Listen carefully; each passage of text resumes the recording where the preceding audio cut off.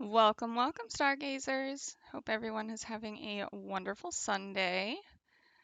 Um, Today is a craft stream. Woohoo! And today, not only will we be adding, of course, to the Embroidery Journal, but we will be working on um, these little crochet winter hats. So this camera does not like picking up the color. This is very a lot more green than it is showing, but this is what we'll be doing today after I do the embroidery journal.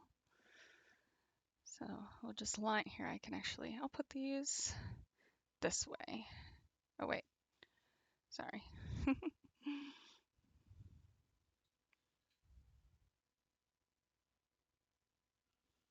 There we go. So you can kind of see them while we're working on them, or while we're doing that. I will explain everything you'll need for the crocheting once I start that, but like I said, let's first start this embroidery journal. So I did dye 4 times on the last stream on Thursday. So we will be adding 4 little dots like we've been doing here.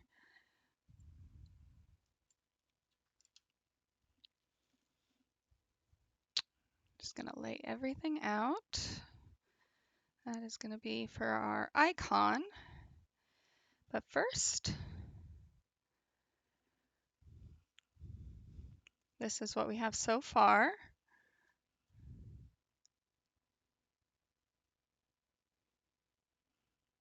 All right. And I didn't realize how much, I thought that I wouldn't be doing enough space, so I was skipping a few days, but we're already pretty close at the end of the month, and we'll be doing a few more streams. So this is actually not going to be completely filled out. Yeah, we have 1, 2, 3, 4 streams left to fill out the rest of this, including today. So I might do a few extra just to fill it out. We'll see when when we get closer to that. But so let's work on the little blood dots. So this is the color we're going to be using, or we've been using. It's 321. And we're just going to be making these knots. Need a very little amount of string. Here, I can use this little guy. Also, after the dots, we'll be doing a little winter hat to represent the craft we're doing today. Flatten these out a little. There we go. You can kind of see their shape a bit better. But so I figured I'd do a little winter hat. And you really can do any color, which is nice with crocheting projects. As long as you have the yarn, you can make it. So I chose colors that I hadn't really done much with here. So I know we have a few blues, or we have this blue house, but that's the only blue. But I don't have any green. And I do like to have a white on top, like a little puff. So I did this like light gray color. So we're going to put that right next to the starfish where we stopped last Thursday. I'm going to make it a little bigger. We'll do a little palm on top. And the shape of the hat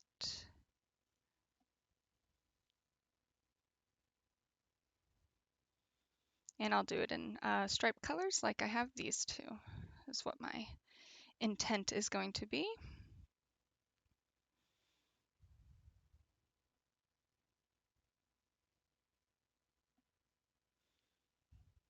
I went a little off, a bit too far, but there's a little sketch of the little hat. So this little further one I'll just ignore because I went a little too far over. And then we'll put the little dots kind of all around. We have 4. So we'll do 1, 2. I could put one right here, maybe. Let's keep them together. 2, 3, and 4. All right, let's do those first. And once again, this marker is like it is an erasable pen, water erasable. So all I have to do is get this wet and that'll just disappear. Put that one right there since that's the one we're working with. I'm going to do the shorter string or thread first. Just use this. It'll be a little difficult, but I'll show you how I work with shorter thread. A little more time consuming, I should say.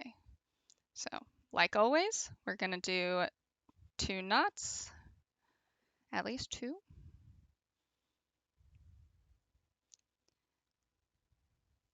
Okay.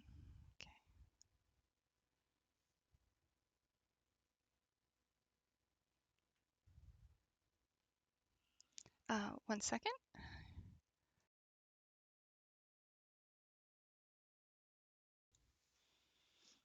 All right. Thread the needle.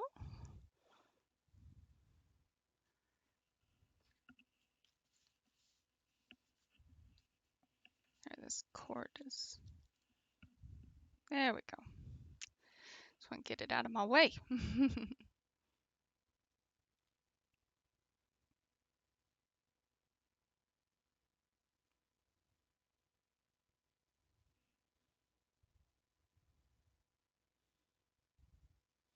So, very short thread, but these dots really don't take up a lot of thread, so no big deal. So as we do, we will be coming up from behind and then wrapping around 3 times, 1, 2, 3, and going back down into the hole that we just came up into, pushing that thread down, pulling your thread tight,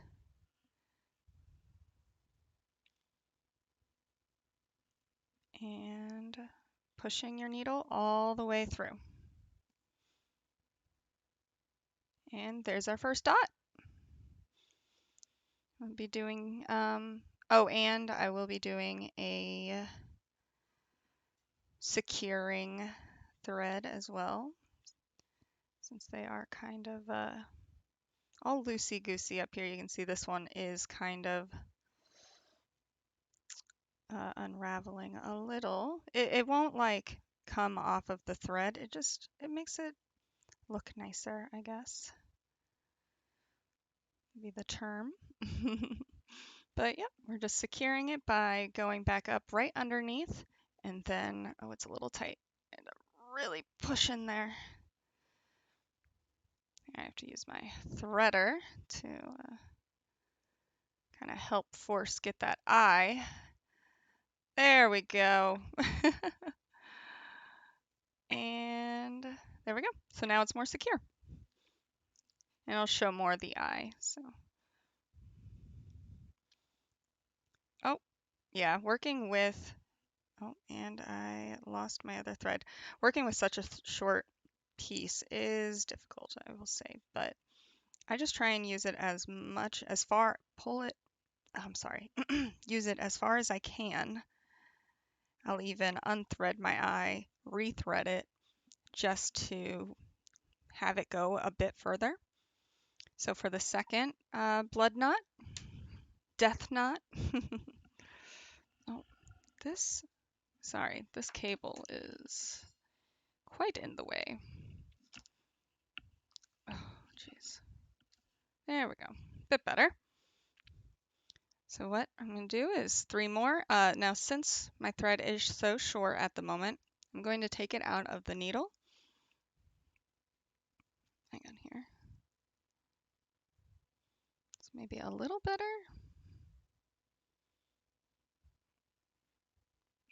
And then do what I would do before. So 1, 2, 3, wrapped around the needle, and then go right back in to the hole that you came up in, just like we would do normally. Pull it tight. Now before you push it all the way through, I am going to push it a little bit, about halfway in. That's when I'm going to rethread it. Just so I can just keep using it and pushing the thread as far as possible, just so I don't have all these little bits. There we go. So keeping that thread tight, just pulling it through, and it works the same. You just have an extra step when your thread gets that short. So I'm coming back up underneath that dot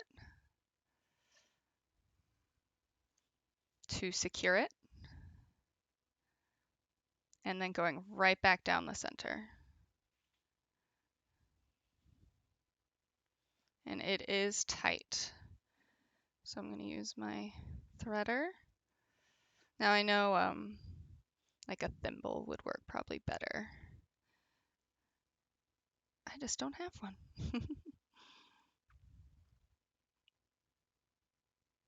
There we go. Oh my gosh, it was really tight. All right, and there's 2. So now we're just going to do 2 more death knots. And again, these are for the deaths that I acquired Thursday. So unthread that. We're going to do the exact same thing. 1, 2, 3. Go back down into the hole that we were. Push down, pull tight, hold it, push the needle through till the eye, and then rethread it. So yeah, on Thursday, we dyed quite a lot from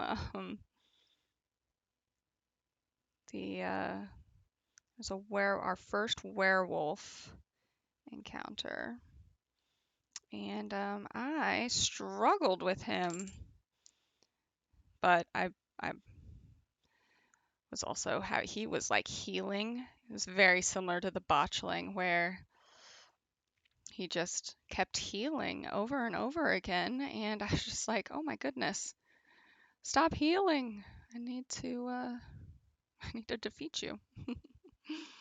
So to secure it, like we said, like we did all the others, you come up right next to it and then go back down into that hole.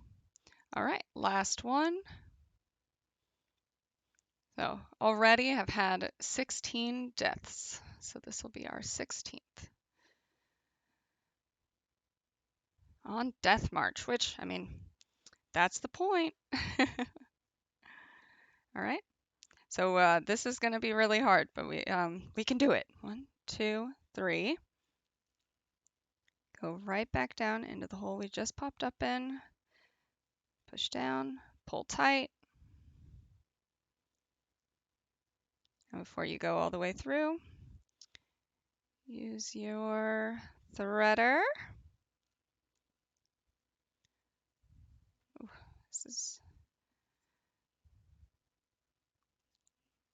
I have to like lift it up. There we go. Hi, how are you? Hi. Ryan, hey, how are you doing? Thank you for coming in. We are just finishing up this last death knot. I hope you're having a wonderful Sunday. Oh, that command still says drink up. I do not know why it keeps doing that.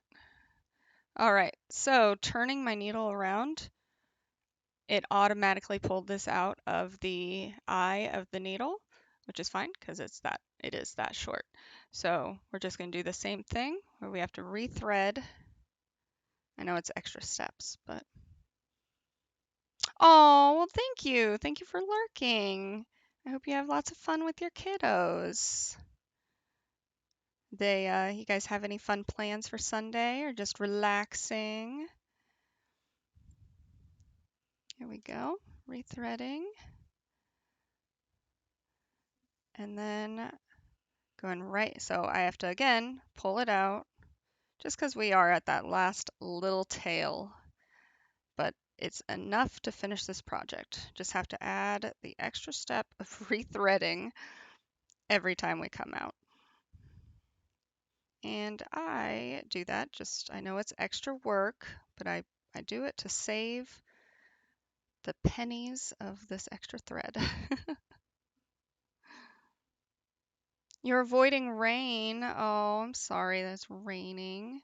Kids don't like going out and playing in the rain. I always enjoyed doing that as a kid, just like playing in the puddles, getting my shoes all muddy.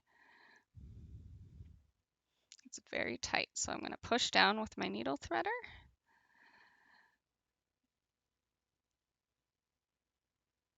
It has been such a warm winter. Is it normally snowing this time of year for you? I know that it's been kind of a crazy year. All right, that is all 4 of our dots. We've got quite a lot. I've been dying quite a lot recently. So, I mean, Tuesday we had 5, and then Thursday we had 4. So, I mean, yeah, it's a lot of deaths. But that's what Death March is all about. All right, so I'm going to knot this is to secure it.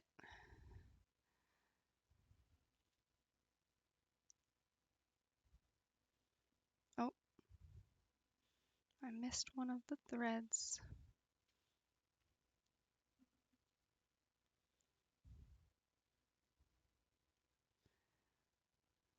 Everything's so much more difficult. Oh, my apologies. My pupper is barking. 1 second. Mute.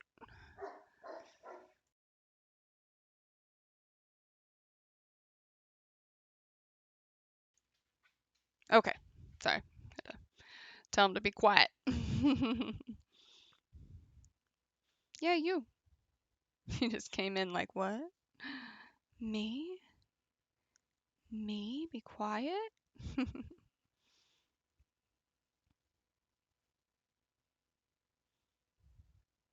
There we go. Wowzers. Such a short thread. I know watching me tie this off knot this off isn't super entertaining. There we go. Wowzers. All right. And that'll be good. All right.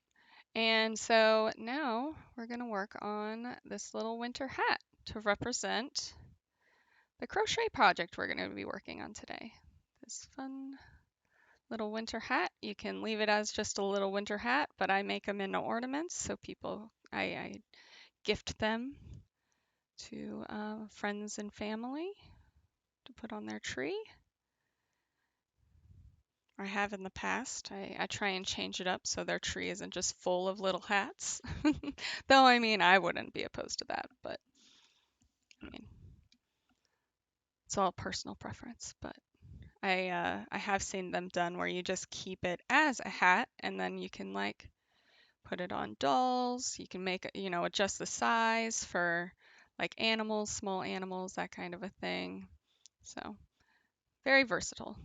Crocheting is pretty versatile. You can always just kind of make it your own, which is wonderful. So we're done with our red. There we go. Put that right there. So the colors I chose was this blue, just because I don't have any really dark blue going on here. So 312, and then I don't have any green at all, is 987. So that will be the base, and I'm going to make it kind of look striped like this. And then the top little pom-pom is 415. And that is, instead of white, like I normally do, to make it contrast with the fabric, I just chose this like off gray color. It's a very light gray. So let's first start with this blue.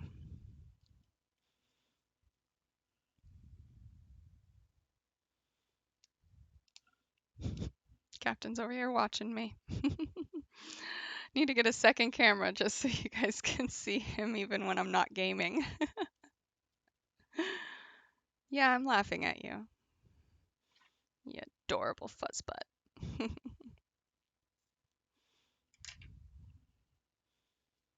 I'll put that right there. Oh, lots of shine. Oh, they're so small you can't even see the numbers. All right, so taking our original thread of 6 is now 2, or we're going to take 2 threads. I'm sorry, buddy, I can't pet you right now. Here. See? Can you see his nose? He's just doing a little peeking. He's watching me. Yeah. Oh, now I messed up the... It was worth it. I messed up the camera so they could see you. Oh, this one kind of... There we go. All right. So, this is 4. We won't need that. Probably won't even need all of this by any means. All right, 2 knots.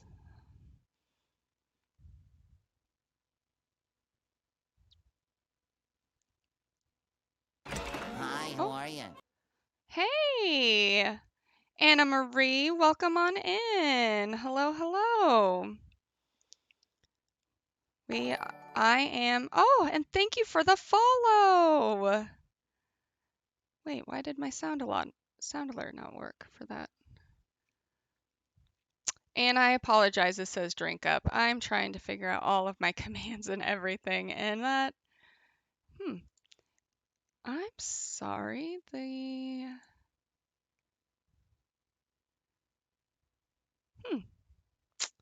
it says it's connected. Sound alert extension is not working for some reason. That's no fun. I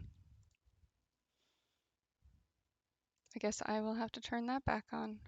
I have a sound alert through the extension through Twitch, but I have an alert box through Streamlabs. I'm still trying to figure everything out. But thank you for coming in, Anna Marie. Do you like crafts? Are you an embroiderer or a crocheter? How'd you find us? Right now, I just finished adding all these little dots for, oh, Squidge, welcome on in. Hello. I was lurking in your, it takes time. Oh yeah, yeah. And even, Iz was saying he's been doing it for a long time and he's still learning. I think you're just, oh, it's every day is a learning opportunity. But Squidge, your dinner looked delicious. I was just lurking in there. But I hope you do more cooking streams. I'm excited for that. So I just finished adding, we had 4 dots from Thursday, and I've been marking each of the deaths that we have in Witcher 3. And we're about to start this little winter hat to represent the little winter hat that we're going to be crocheting today. So I just tied some knots. I'm going to be working this blue. Oh, I bet they're so much fun. You're making all your audience hungry. Okay, so Oh, thank you. They're little, I make them as ornaments to give to people, but I know you don't have to add the little like tassel like on the end. That's the very last thing you do, so it's not even really it's just like one way I do it. So, all right. So I'm gonna make these pretty small. Still gonna just do a little back stitch. But I chose this blue. What colors we're going to be working is this. I got this brown with little speckles um, of different colors from a like a bargain store, and it came with this yellow that kind of matches it. So I figured I could try that, and we'll do like a little striped one. The striped one is a little bit more complicated than the other one, but that's obviously because you're having to deal with switching colors, but it's the same stitch over and over and over again. So it's not like super difficult. It's not crazy. Say it's a very good beginner crochet project. Oh my gosh, and my dog is sitting right next to me and he has been all kinds of growly today. So yeah, if there's a random barking, I do apologize for that. Um, so just did some back stitches to go in a straight line down. Yeah, I got my little doggy. I can't show you because this is the only camera we have. So that's why I can only show him during gaming sessions at the moment, but maybe someday he'll get his own independent cam. Yeah, I love seeing other people's projects. That's like half of my Instagram is pretty much other people's crocheting and knitting projects. Oh my gosh, I love making stuff for other people. Okay, so I just went slightly over to create a lip, and I'll do the same thing with the green, but I'm actually going to jump over to this edge. Oh, I need to actually I have to go down to make another lip. Oh my gosh, sorry guys. I know, right? Here for the dog. I know. He is cooler than I am, so I don't blame you. Yeah, I'm surprised yeah. Um, Captain, buddy, please be quiet. Oh, it's because a plane just flew over. We live pretty close to an airport. Well, not like pretty close, but definitely get flyovers.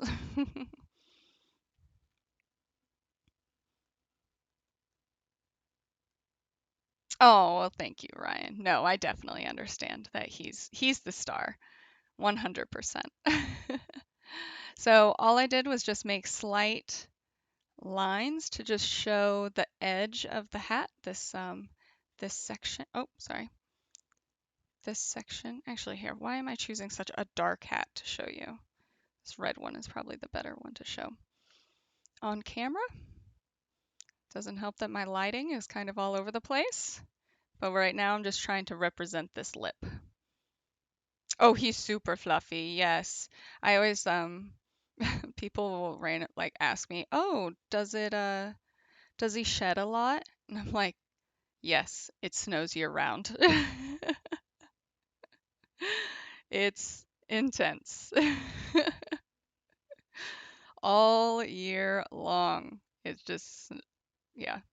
All right. And where did I end up? Sorry. All right.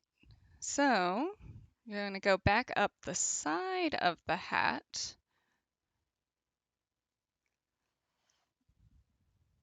Just like that.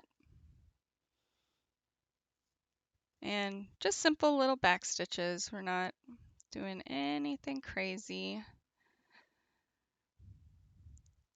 So I do want to make sure I go in a little bit to make sure that the lip does get a bit of a like it's not directly in the hole where I started. It's just going to be slightly off.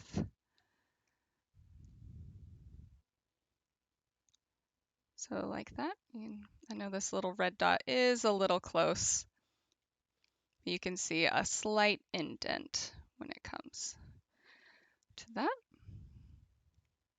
And then just normal backstitching. Off and on since I was a little girl, my great grandmother got me into it. She would send me um, the packets of like you follow. She'd do it for cross stitch and just like embroidery projects, and she would just send me little projects. But I didn't start designing my own little stuff until just recently. One of my girlfriends asked me to do like a quote of to the window, to the wall, the sweat drops down my, yeah, that, with some, what are they called? Cherry blossoms underneath. And I designed that whole thing. Um, but other than that, I just do little things. I like different projects. I have I have trouble sticking to one project type. So I'm kind of all over the place when it comes to just crafting. I want to learn how to do everything. Oh, great song. Yeah, it's for their bathroom too. So she's doing like a whole cute, like setup, but then there's this like one piece that's just like, yeah, don't look too closely now. But yeah, I just like learning how to do different things. And so when a friend asks me to do something, I'm like, heck yes, I will 100% do that. So we're getting there, almost done with the blue. Um, it was fun doing the flowers too, just because I had to kind of figure out colors, and I really enjoyed doing the flowers. And that's actually where I learned how to do these knots to kind of represent the little inside of the flowers. Um, Cherry blossoms didn't have it, but I thought it added a little contrast because I made them a darker color, like a dark, dark pink. But oh, thank you. Yeah, Squidge, you're super creative too. I could never. I try and tell stories, but there is no way I want to be able to create a story. I'd love to like draw and create, kind of do like a manga kind of thing, but I'm not good at storytelling. I don't think I hold people's attention span, and I don't really do like it's fun creating characters visually and in a way also like getting their personalities and stuff like that. Oh, you have editors, but I mean, they're your stories. You are the beginning. You are the start. That's cheating. That's cheating. That's not cheating. They just everyone kind of needs someone to put them in there. Kind of reel them in, I guess. All right. So that's all we need for the blue, right? Yeah. So that's all we're doing for the blue, and then I'll do green in between there.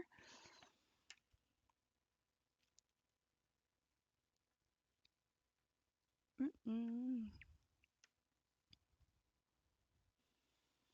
But yeah, I have lots of different projects that I have so many different crafts I want to do in so little time. Isn't that how it always is? All right, that is all of our 312. So again, this was the color we used. Sorry, get it to focus. Focus, camera. There we go.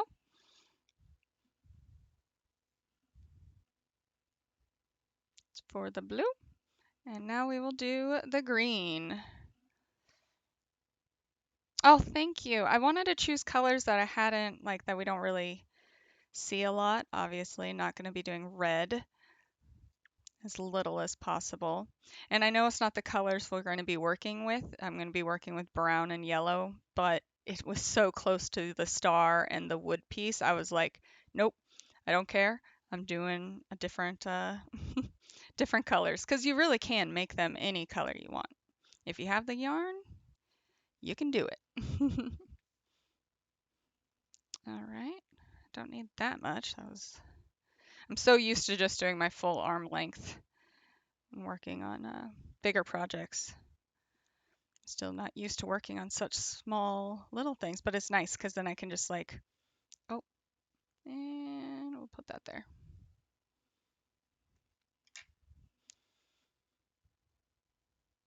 Oh, thank you. You can't even sew a button. Oh, that's okay. You could write a story about a button and you could make them emotional, you can cry. Everyone has their own talents. So thread is always 6. I always try and work with 2. You can work with 1. It really just depends on the thickness of your lines. You could use the whole 6, all of it if you wanted to, but we don't need lines you could write like a children's book about a button trying to find where it belongs. And then someone sews it onto different like places, and then it finds itself, and it's like the corduroy bear where he finds, um, doesn't he have a button eye at some point? Gosh, it's been a long time since I've read a child's storybook. There you go. You can steal that idea, but only you, no one else listening. Ryan. But yeah, and then he like falls off in different locations because people don't like sew him on right, maybe. Um, I bet you could do all kinds of different stories with a button. Have you ever thought of Okay, I mean, I'm good with that. I am 100% okay with that. If you want, I can even draw you up some art.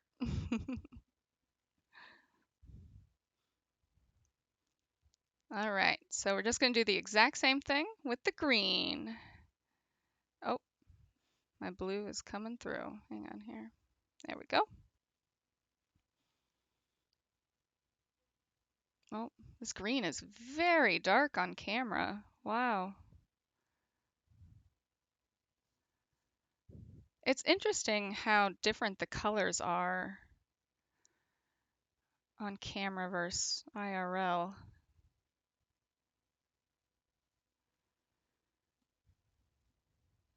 But even this, like, this looks so dark. And it is like a darker green, but I would say it's pretty Kermit-y. In real life, it's like the color of Kermit. And yet it's very like washed out on camera. And I guess same with this one.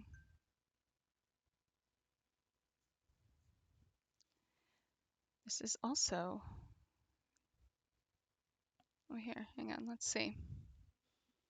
It's still pretty washed out. It's actually a very similar color. Yeah, very, very close. Interesting. You had something mid-grade? Oh, because you can go super cute. Exactly. Yeah, and whimsical. Definitely.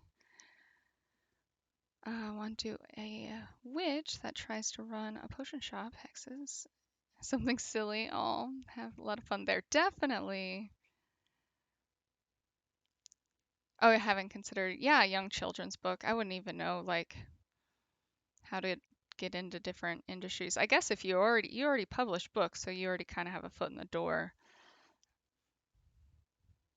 that way at least. But yeah, I think children's books, I even like on Instagram just follow other digital artists that just do like storyboards for like children's books, and their art is so cute. It's so cute.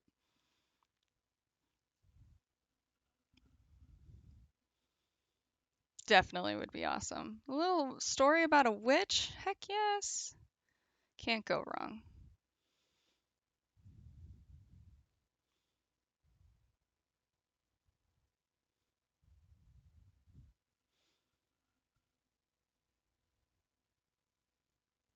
And then I have a chance of being able to read it. Oh, Ryan.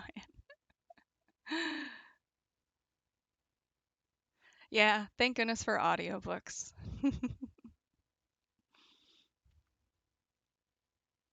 Oh, good. I'm glad I could give you some ideas, some inspiration.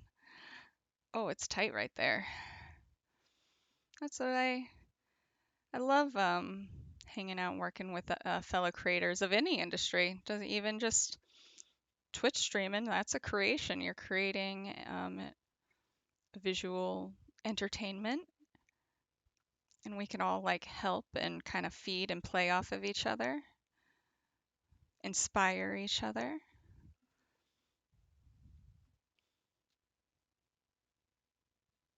You have to work on Audible. Oh, that's like the only. Well, I do like, there's a free one, Overdrive, but the book has to be in your like local library.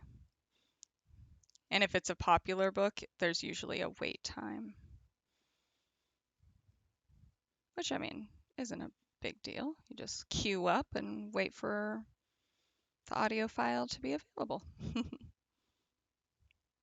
Yes, helped find our people. Yes. Oh, awesome. Actually, am never on Spotify.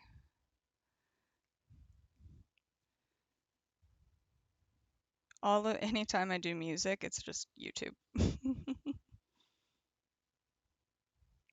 All right, just a few more back stitches. A little guy, and that'll be our little hat. Oh, I have to do the little top pom. Little pom-pom.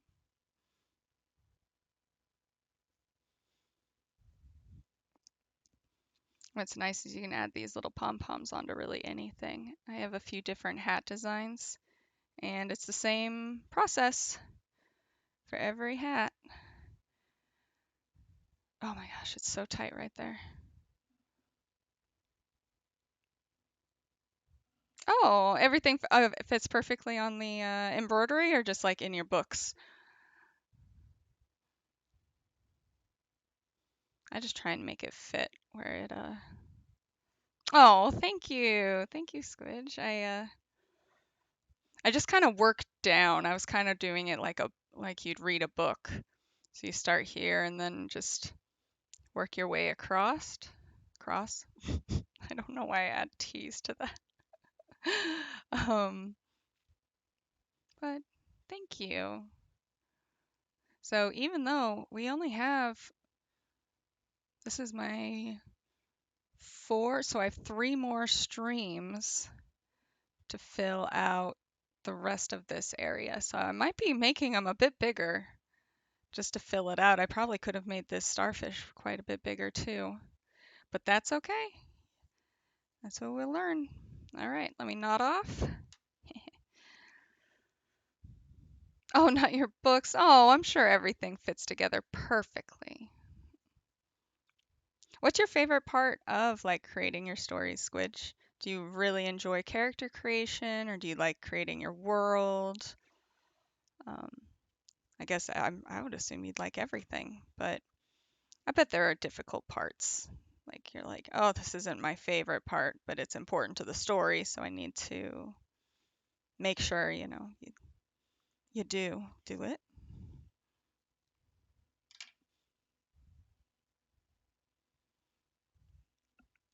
That's another thing, like creating an entire world and then all of the like little things that go into worlds, just like the economy of the world and stuff. Dragons, myth, legends. Ooh, the food. See, I would be like, oh yeah, there's food in a world. Of course there is.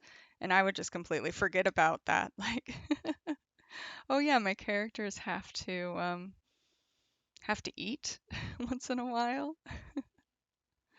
Whoops. Oh, world building. Yeah. That would be a lot of fun. I would forget like little things. So this gray is 415.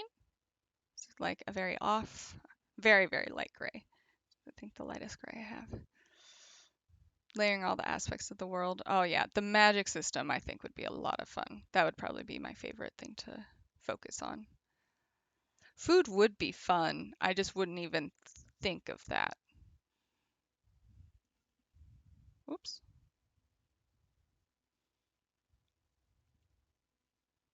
There we go.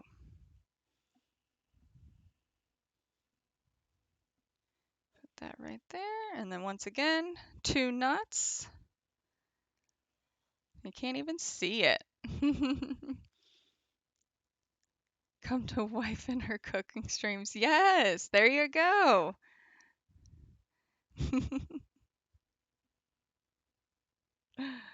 I mean, wife, life. They could come to be both. Um, so not only can I not read, I cannot speak Google to understand.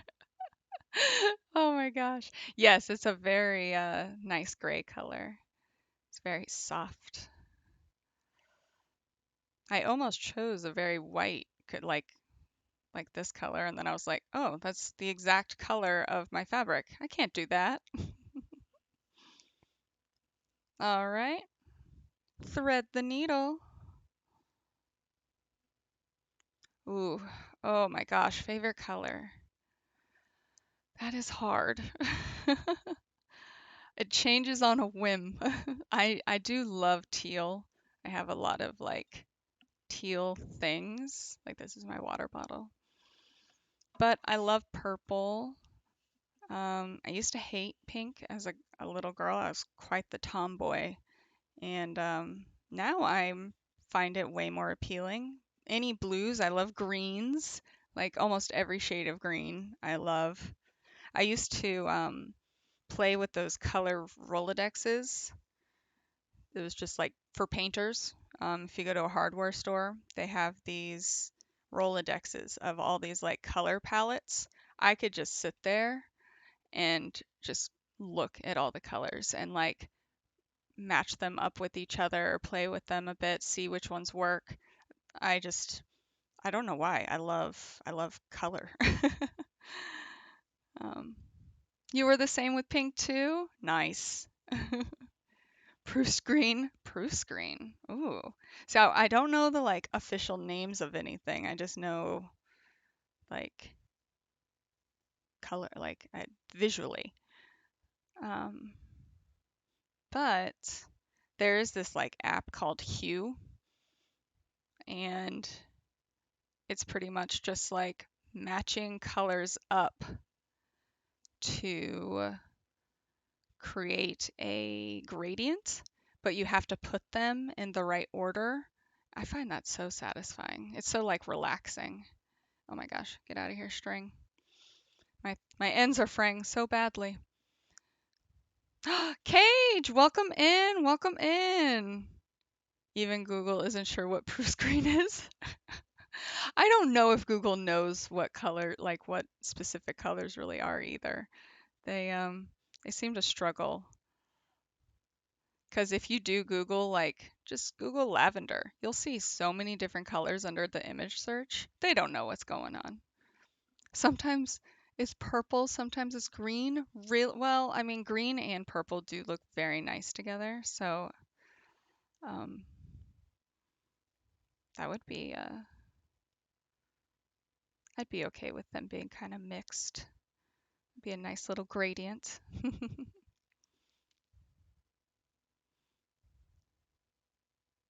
Squidge, did you Google Prue screen and be like, oh, yeah, it doesn't know what color it is.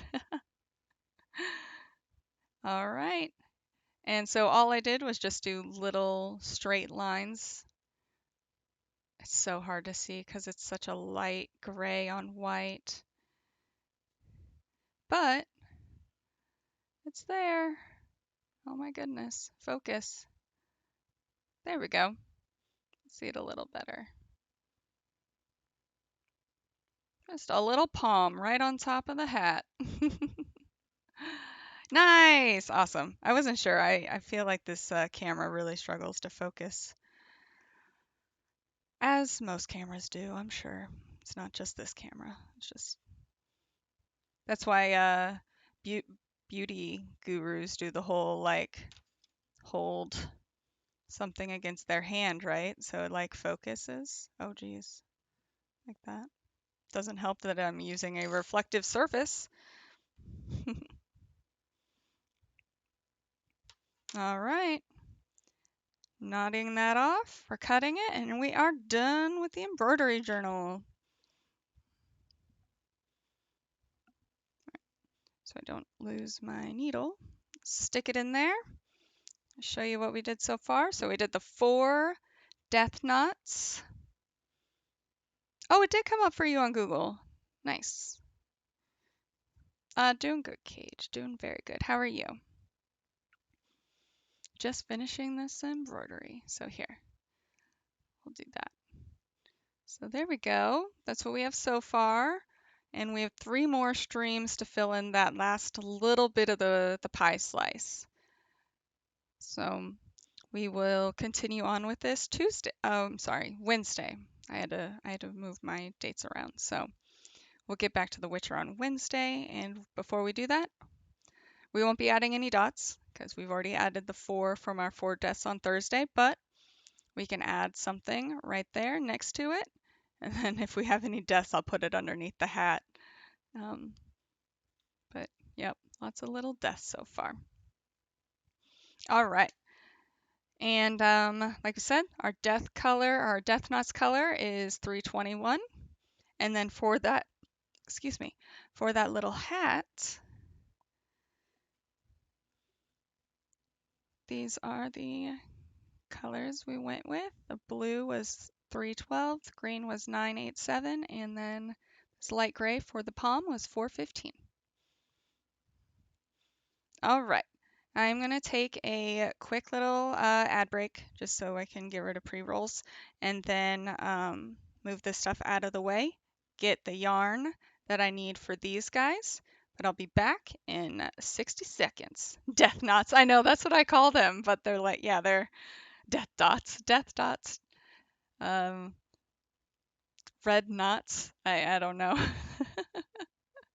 But yep, all right, so I will be back in 60 seconds.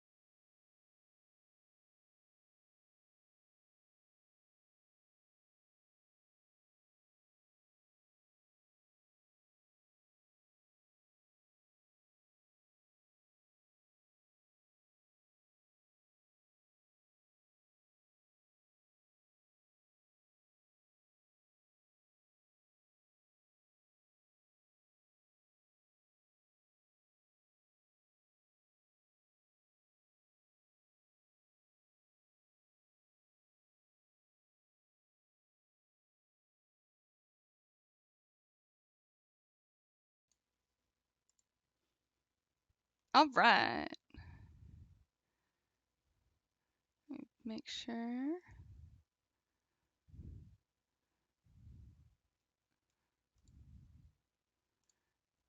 Okay. So, like I said, we had just finished this crocheting. I'm gonna move this over here and do that just to. So, what I have is I got this at a it's like a Super Savers store. It's because yarn can be expensive. I either buy it only on sale or on discount. Oh, thank you. On sale at a Saver store. So obviously didn't get the full stints, which is fine because you need very little amount of yarn for these guys. That's why I also like little little projects like this. Not only can I knock them out in an hour, I can also, use my little bits of yarn.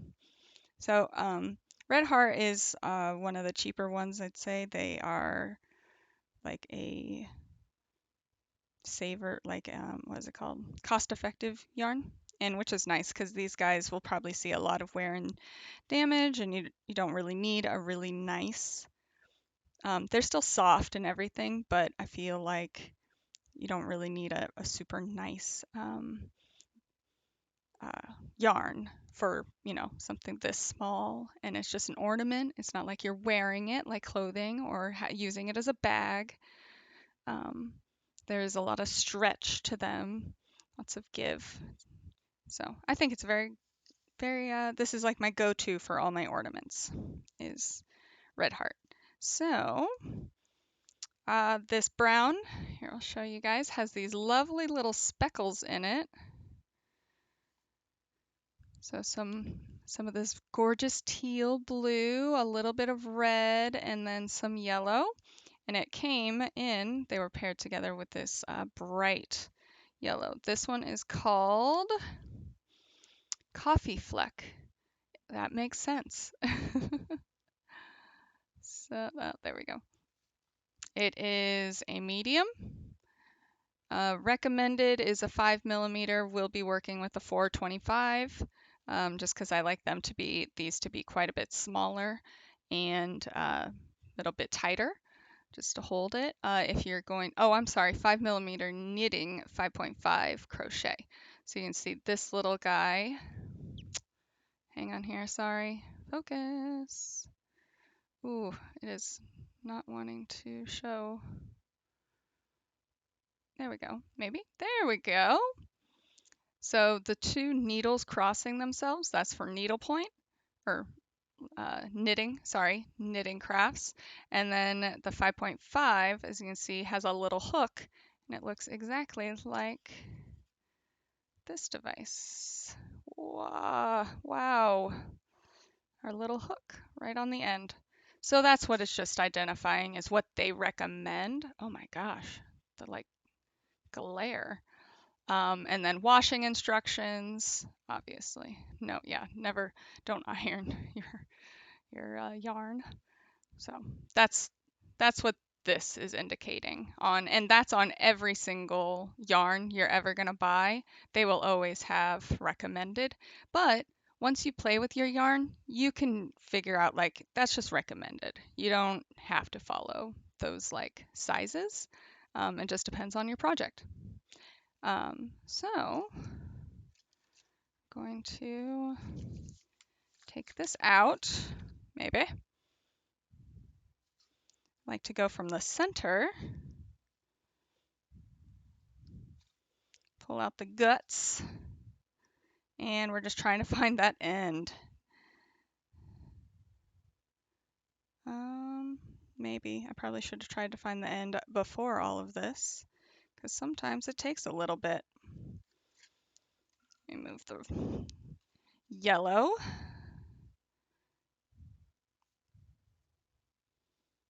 Oh man.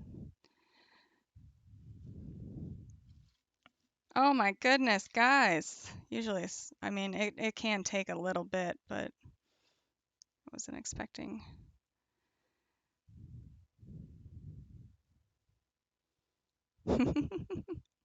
Yarn guts, it is. Hey, Garuda, good afternoon to you too.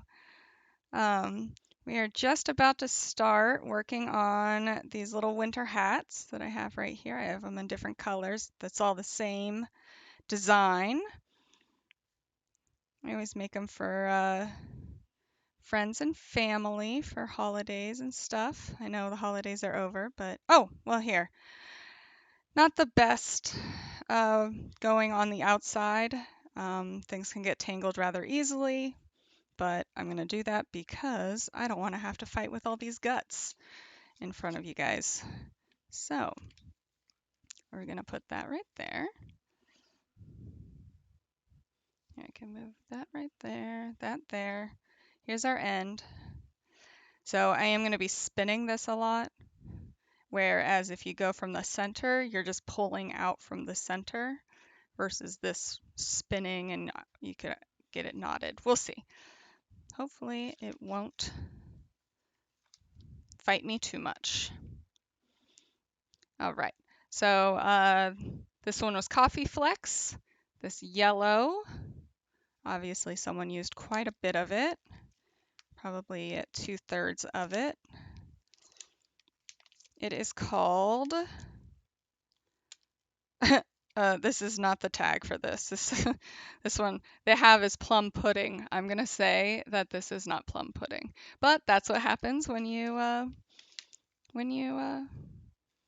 get things from a Saver store.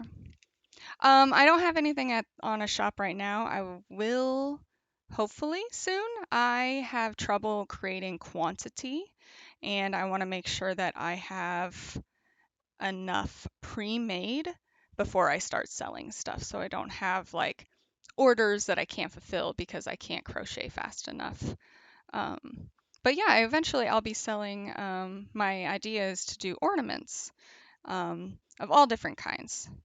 So I'm going to say this is probably a golden yellow or a sun yellow. It is very bright, and I thought it would really bring out the flecks, this like yellow flecks. That's probably why they were sold together. Someone probably did have a, oh, sorry, my phone is about to die here. One sec. There we go.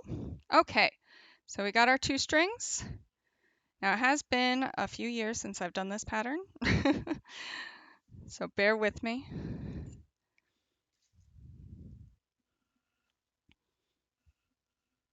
Yeah, definitely not plum pudding. It would be like a purple brown, I would assume. All right, so let me pull up my pattern. I do usually use, the other reason I haven't started selling yet is because I want to create my own patterns. So I use people's to learn how to do things like certain things, but then I try and kind of change it up or completely just make my own. So just so I don't get in trouble. So what you're going to need is the color of your yarn. I'll take a break before I do the palm and I'll have to go grab that, but this one is a different type of yarn. But really I've done them with this type before. It doesn't make them as soft, but they are, I will show you that when we get to the poof.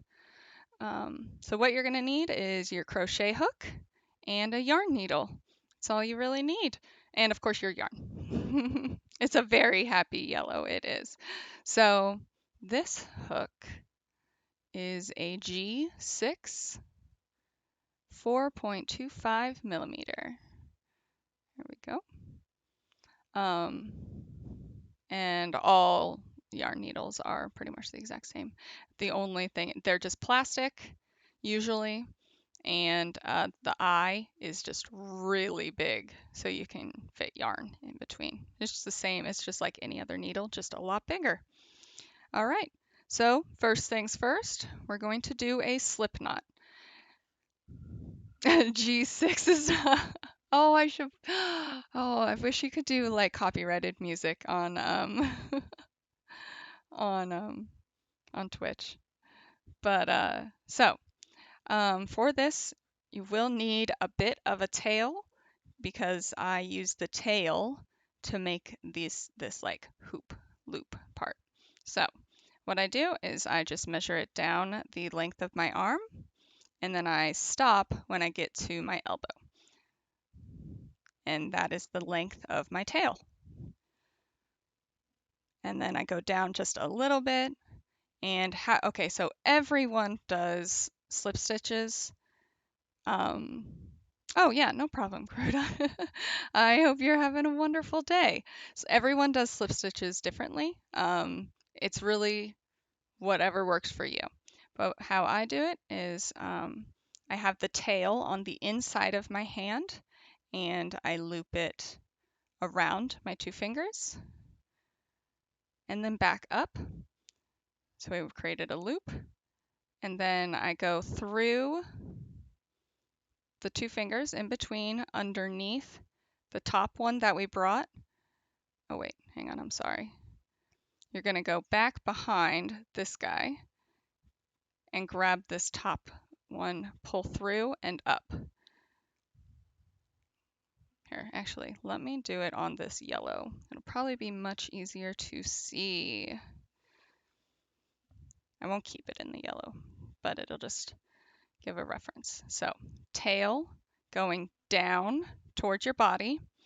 You're looping it around your fingers and then coming back up. You can hold it, go in between your two fingers up to this top one, and you're pulling the one that you had over. So it creates a, a slip stitch, or I'm sorry. Yeah, what is this? I'm sorry, I'm having like a brain fart here. And then all you're gonna do is you pull your tail, and that creates a loop that is secured on your hook, and that's your starting point. All right. So I do know that it is easier to see the yellow than it is with this dark. There we go. So we'll do start with our first point. Doing exactly what we said. We're going in between the two fingers, underneath this one that's underneath this top, grabbing the one that was on top, and pulling it tight. And now it's just secured onto your chain.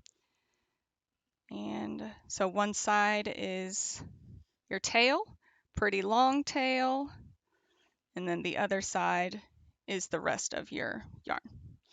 And to start with, we're chaining 19. It's a very simple, simple chain or simple crochet. So we're just gonna go, you go under and pull through, and that's one.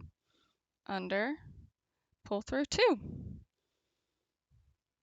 3, 4, 5, 6, 7, 8, 9, 10, 11,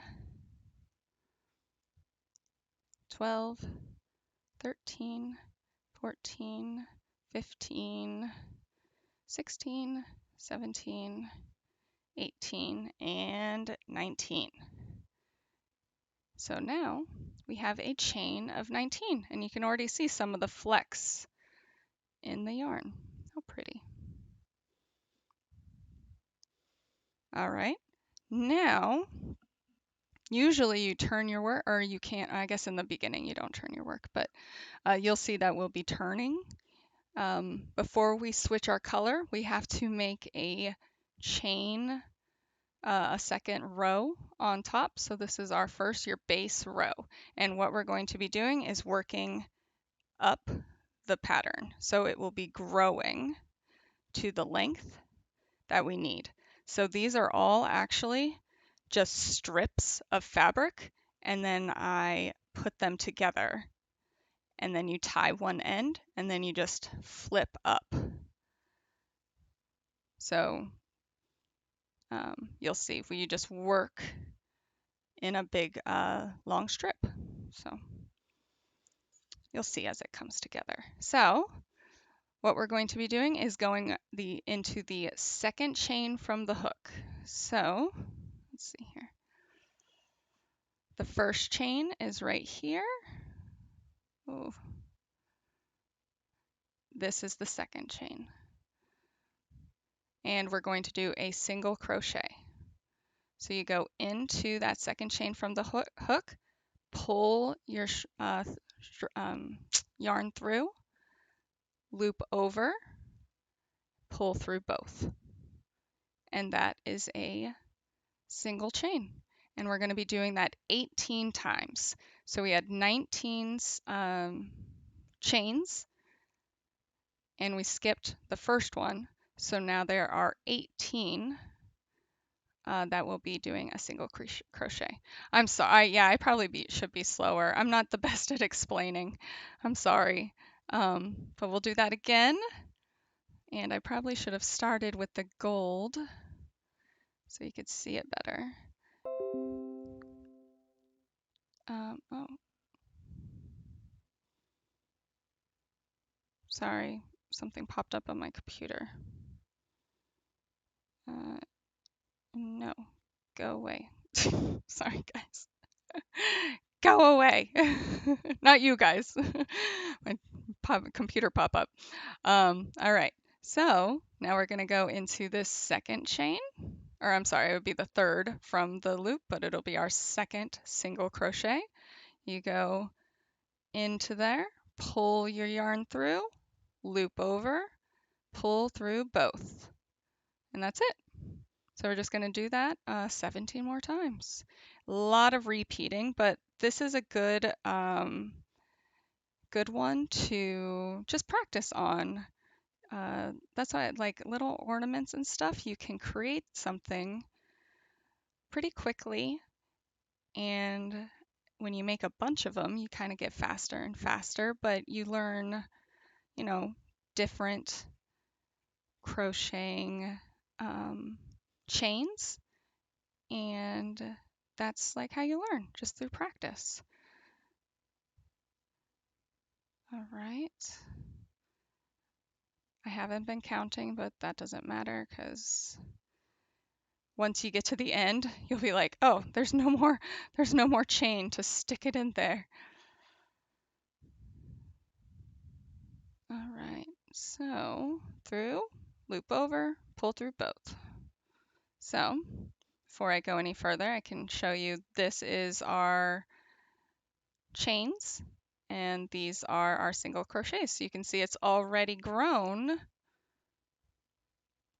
quite a bit.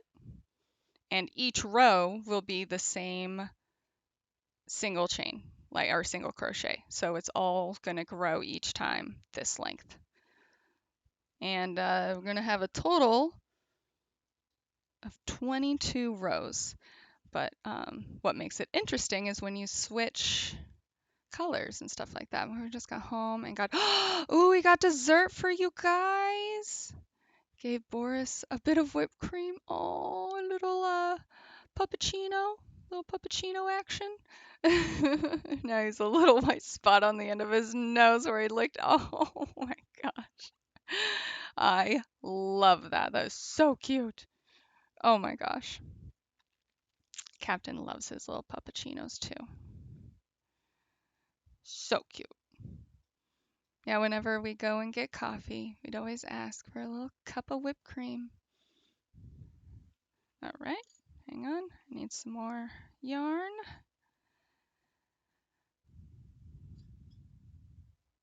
Oop. All right. So now we're at the end, and I only have 2 more left. So one right there and one right there. Oh, maybe. There we go.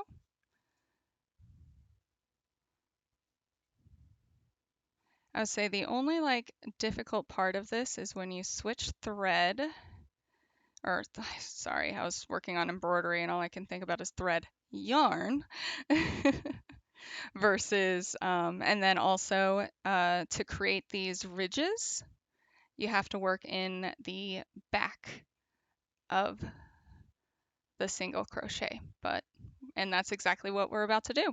So I'm going to switch to yellow. So you're not going to tie off, you're keeping everything connected. You're just, all I did was I did the last single, single crochet into the 18th chain. And what I am going to do is take my gold or yellow, this happy yellow, and I would say give yourself like a 6-inch tail. You're just going to be sewing it in anyways and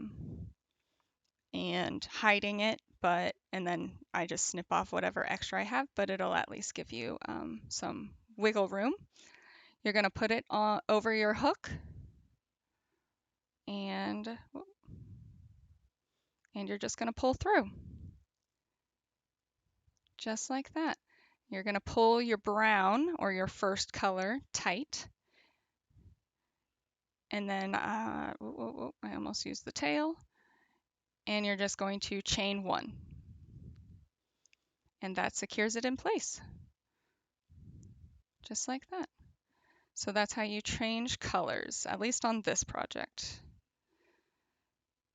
I'm trying to show you guys. All right, now we're going to turn our project, which just means flipping it like that. So we were working in it this way. Now when you turn it around, you continue working into it this way. So you're always going the same direction. All right, keep your yarn a bit tight here. And what I was saying is you're going to be working in the, what happens if you miscount? Depending on the project, it will just kind of look a bit wonky. So say I skipped a chain, that would kind of pop out and you would see like a bubble because the yarn would pull it together.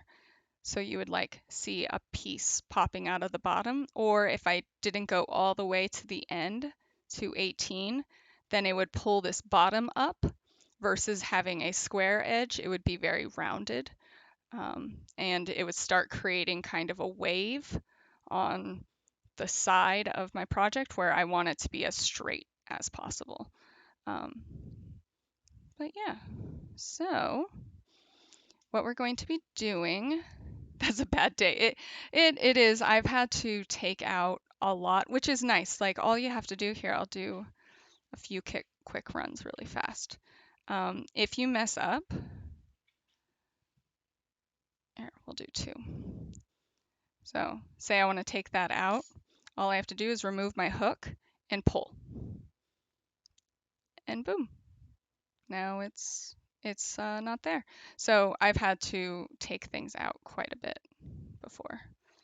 It is frustrating when like you've gone through like multiple rows and step back and look at your project and you're like, oh my gosh, 5 rows down, I missed something. No. I've done it. Believe it. Every knitter has done that. But okay, so verify in the back. Yes.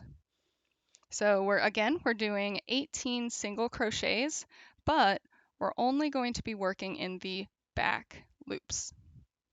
This is your front loop. Hang on here. Focus camera. So this is your back or your front loop. So this one right here. And this is your back loop right here. So most projects just have you go through both of them like that. And literally you're going underneath. But in this one, we want this front loop to pop out to create these ridges. So each one of these is actually the front of the loop. So you're just creating kind of I guess it's just a type of pattern you can do. You don't have to, but I think it makes it look like a knitted hat more. So it'd be a good thing to do while listening to audiobook or podcast. Exactly. Speaking of which, if not, I distracted you enough to miscount. Oh, it's no problem. Like I said, this is pretty simple, so a lot of repeating, so no problem. Don't worry about distracting me. Please do. Keep trying. But so we're in that back loop. Back loop. We're going to loop our yarn over, pull through, loop over again, pull through both. And that's one. All right. Now 17 more times. Pull through, loop over, pull through both. Back stitch, pull through, loop over, both, pull through. All right. And here I'll do one more and you can actually already see that it's, oh, there we go. So you can see this edge right here is already being forced forward just to create that little edge. It looks so fiddly but satisfying. I'd probably trip over my own fingers. Yeah, I do have some like hand problems, so I can only, that's another reason with the store is being so slow is because I can really only crochet a few things at a time. And that's why I like the small items because I can just, pump one of these out in an hour. Probably, actually, these guys are a little less. Um, and once you keep doing multiple, you kind of get into a rhythm. But yeah, if I overwork my hands, I pay for it the next 2 days, and my hands are just like, oh, you wanted to do crafts today? No, no, no, no, no. Dang it, hands. So just staying in that back loop. And I have definitely like accidentally gone into a forward loop and you'll notice like the moment you do it, you're like, oh, whoops, I went into both of them or I went into the wrong loop. Um, but, oh, it's okay. I enjoy it. It's just, I don't really, because I'm kind of like in the zone, auto zone, I don't really notice it until afterwards and I stop and I'm like, oh, I should have stopped doing that a while ago. Whoops. Um, but yeah, and then it's too late. Exactly, exactly. And I've overworked my hands and yep, that's okay. I just don't brush my hair for like 2 days. Oh well.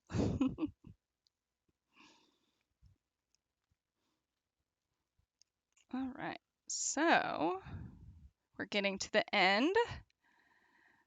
And what we're going to be doing, we have two more. Come on, focus.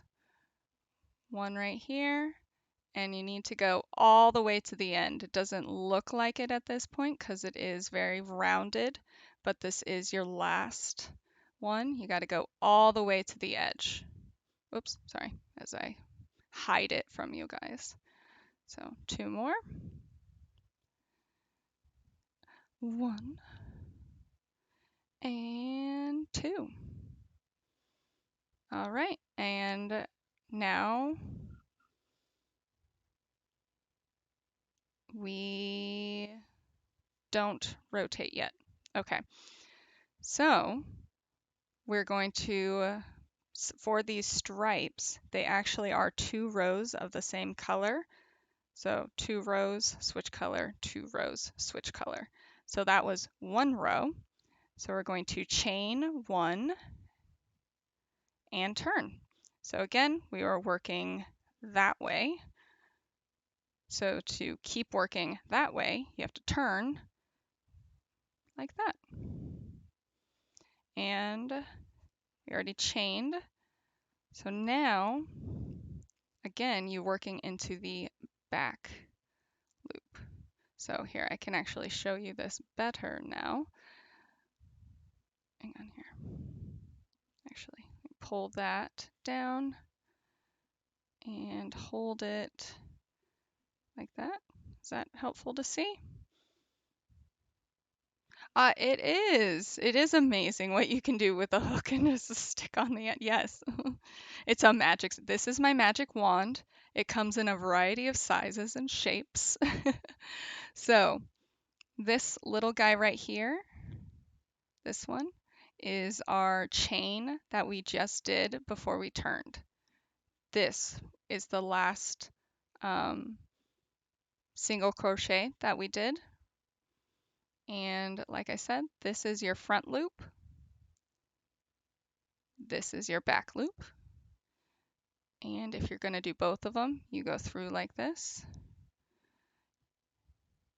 you'll go through both of them right there, like that. There are even patterns where you ignore both of these loops and you actually go into the chain below.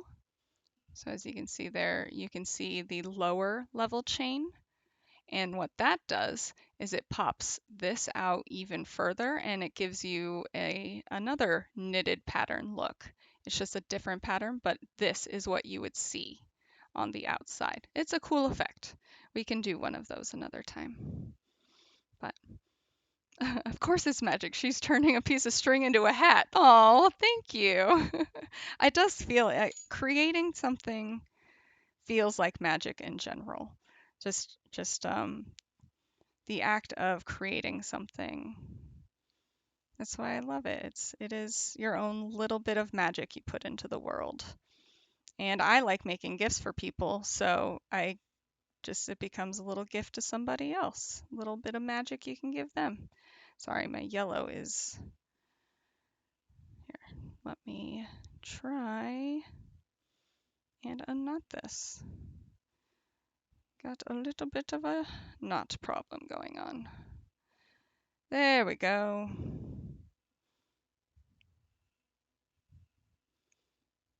Pull some. All right. Let me go back. Oh, thank you, Squidge. Thank you so much. I wasn't sure how popular they'd be just because Twitch does seem to really focus more on gaming, but I enjoy crafting and I love, like I said, I love making things, and if I can either entertain or even teach people how to do something new or encourage other people to start a new craft or learn about, that's why I like doing a variety of things. I'm going to try and do a lot of different types of crafting and different types of projects so that people can get a wide variety of different ways to make something. And if someone starts or decides to get into crafting because I did something, that would be absolutely, absolutely amazing. Um, oh, good night, Squidge. Nice and calming things before I go to sleep. Oh, I hope you have a wonderful, wonderful evening. Into garbage, not as cool, but still magic. I mean, it's still, you turned it into something. And you tried. Oh, I'm glad you're able to. I'm glad that you guys are enjoying it. Um, but I do hope you have a great evening. Okay, so I got a little fuzzy that I don't want in this at all. Hang on here. There he is. So I'm just going to snip that guy out. Boom, and he's gone forever. Some of the cheaper yarns do get these weird like knots and tangles and stuff like that. So it's just something to be aware of. Not yet, but you'll soon disappear. Oh, it's okay. It's all good. Yes, switch. Be responsible for all of us. Yeah, exactly. I hope to be an adult like you too. I do too. Oh, we're all trying to be responsible adults, right? In our own way. Constantly avoiding fun distractions for adult fiscal responsibilities. Exactly. I also spend a lot of time watching on Twitch. I am with you. I've been lurking a lot more so I can try and just listen to people while I work on crafts. But I also want to like hang out and chat. I like at least saying hi to people, but it's yeah, just like this. I could do this while I'm listening to somebody on Twitch, and then if I like wanted to chat, I have to like put it down, go and start like doing whatever. And then I'm like, oh, okay, wait, where was I? All right. So that was our second row of yellow. You can see it created a ridge on one side. There we go. You kind of see the ridge there, and then you can see the ridge of the brown. Wow, that brown does not want to be captured on camera. I'm glad I chose yellow at least. All right, so to switch our colors, we're going to move our yellow away. I just want to make sure I'm not going to be taking the tail. So this is what we left off. We did not snip it off. We didn't cut it. We just left it the way it was. Also, I do technical writing about dragons all day. Yes! Okay, well, that's sounds amazing. That sounds like a lot of fun. Yeah, it's nice having streams on in the background. Yeah, that's exactly. We're only 3 rows in, and you can already see the pattern that we're starting. But like I said, we will have 22, so we're still quite a ways off. So to switch the color back to the brown, we're going to, what we did is our last 18th single crochet. You stop before you do your single or your chain. You loop your brown, pull it through the yellow, and then I pull the yellow tight, and then chain 1. And all that chain is doing is it's going up and creating a straight, making sure that you have a straight line. But you can see where we've transitioned and changed our color.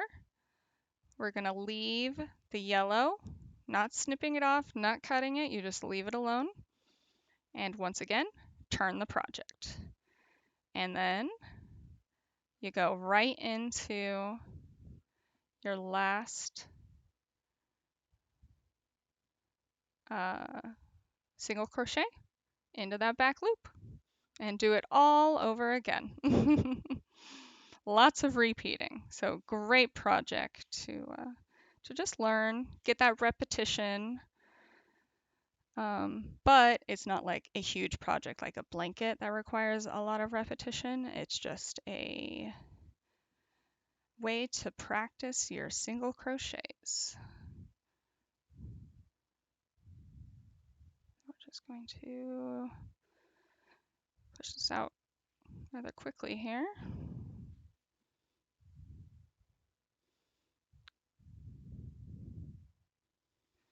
Yeah, it really depends on the pattern. I did a baby blanket for one of my girlfriends, and the pattern I chose was very like open, so it had a lot of like holes and you could see like feel through it, and the blanket was like a big bulky blanket, so it did take I think like 2 weeks, and it was shaped like a star. It was very cute. And then I made a teddy bear to match. But then I did another baby blanket for another one of our girlfriends, and that pattern was really dense and had a lot of up and down within the multiple layers.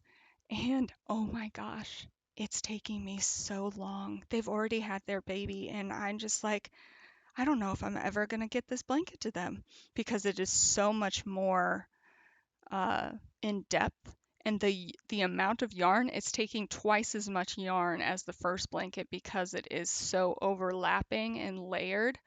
Oh my gosh. Oh, Ryan, I do remember you saying that. Yes. You just should do 1 row like a week. You'll get there. Give it to him on his graduation. Either his high school or college, depending on how far it goes. But blankets take a long time, and at least like baby blankets, you're like, oh, I can keep it pretty small. But no, depending on the pattern you choose, like I will never do this pattern again. This is like a one-time blanket at this point. I'm so just like, oh, I wish I would not have chosen this blanket pattern, but it's too late now. I'm not going back. All right, so we're going to do this second row of brown. down. I already did the single chain and turned. Sorry, I'm just kind of flying at this point.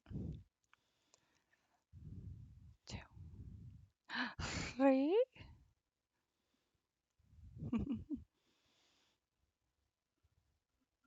Oh, sorry about that. I did not realize that was up. Lurking on Ladypuss's stream. It's not as bad when I was lurking on the computer on Iz's stream. And for the first like 30 minutes, it was me talking, but then Iz was also in the background of the stream. So I can't believe that I did that. But I mean, it was my first time, or like one of the first times I've ever like lurked on someone on the desktop as well as like streaming, and so I didn't know any better. But and if I'm gonna have anyone else, of course I gotta have Iz.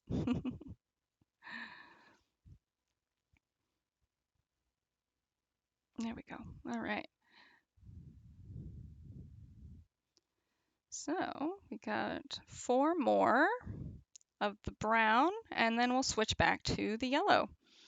A lot of repetition, but like I said, a good crocheting pattern to just practice on.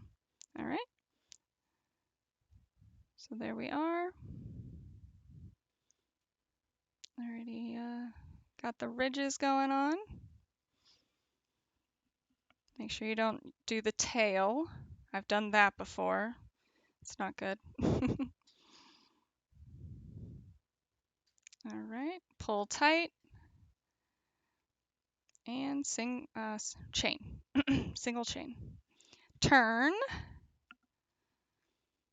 and single crochet all the way across in that back loop again.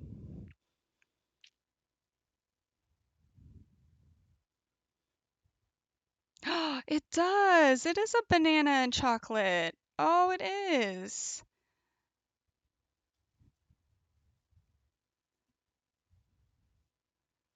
I just liked it because of all the little like speckles in the brown. Oh, wow, camera. Focus. Focus.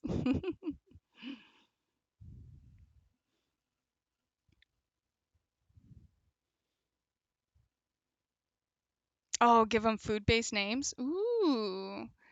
Maybe I should for Etsy. You can name them like funny food puns. There are so many food puns out there. Bananas. The only way I know how to spell banana.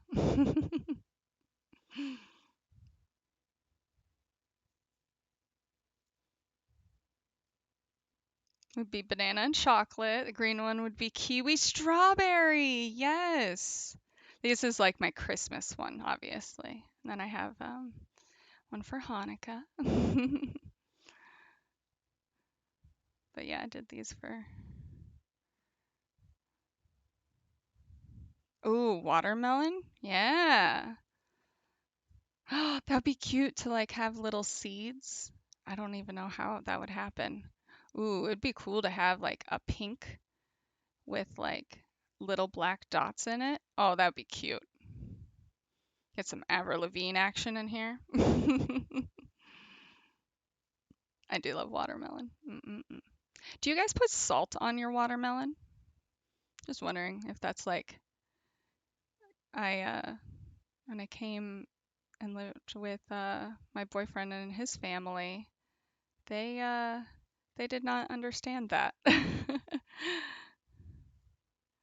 All right, now we turn, going right back in. You could do like a name this color combo. Ooh, that would be fun. Oh, that would be fun. Oh, you don't eat much watermelon at all, but ooh, yeah, salting tomatoes. My dad does that. He eats them like apples. He'll get a nice like ripe tomato, bite into it, and then he salts it and just eats it like an apple. I like tomatoes, but only really cherry tomatoes. Any other ones, it's just too much. But a cherry tomato or a grape tomato, I don't, it's just a size difference, but the small ones. You keep talking about salt on watermelon. I'm sorry, Ryan, I'll stop. It like, if you are into watermelon, I recommend trying it. It just makes it like enhance the flavor. Yeah, cherry and grape tomatoes, they are the best. I have them on salads every time. Yeah, get some blue cheese, get a cherry tomato, get some ranch dressing, and bacon. Got a BLT without the bread. Yes. Oh, need more yarn. Please don't tangle. Please be kind.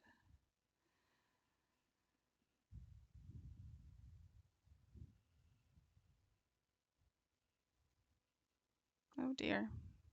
I just asked you to be kind, yarn. There we go. Okay. Problem is trying to keep everything separate. It does have a tendency to, yeah, curl around itself as it is.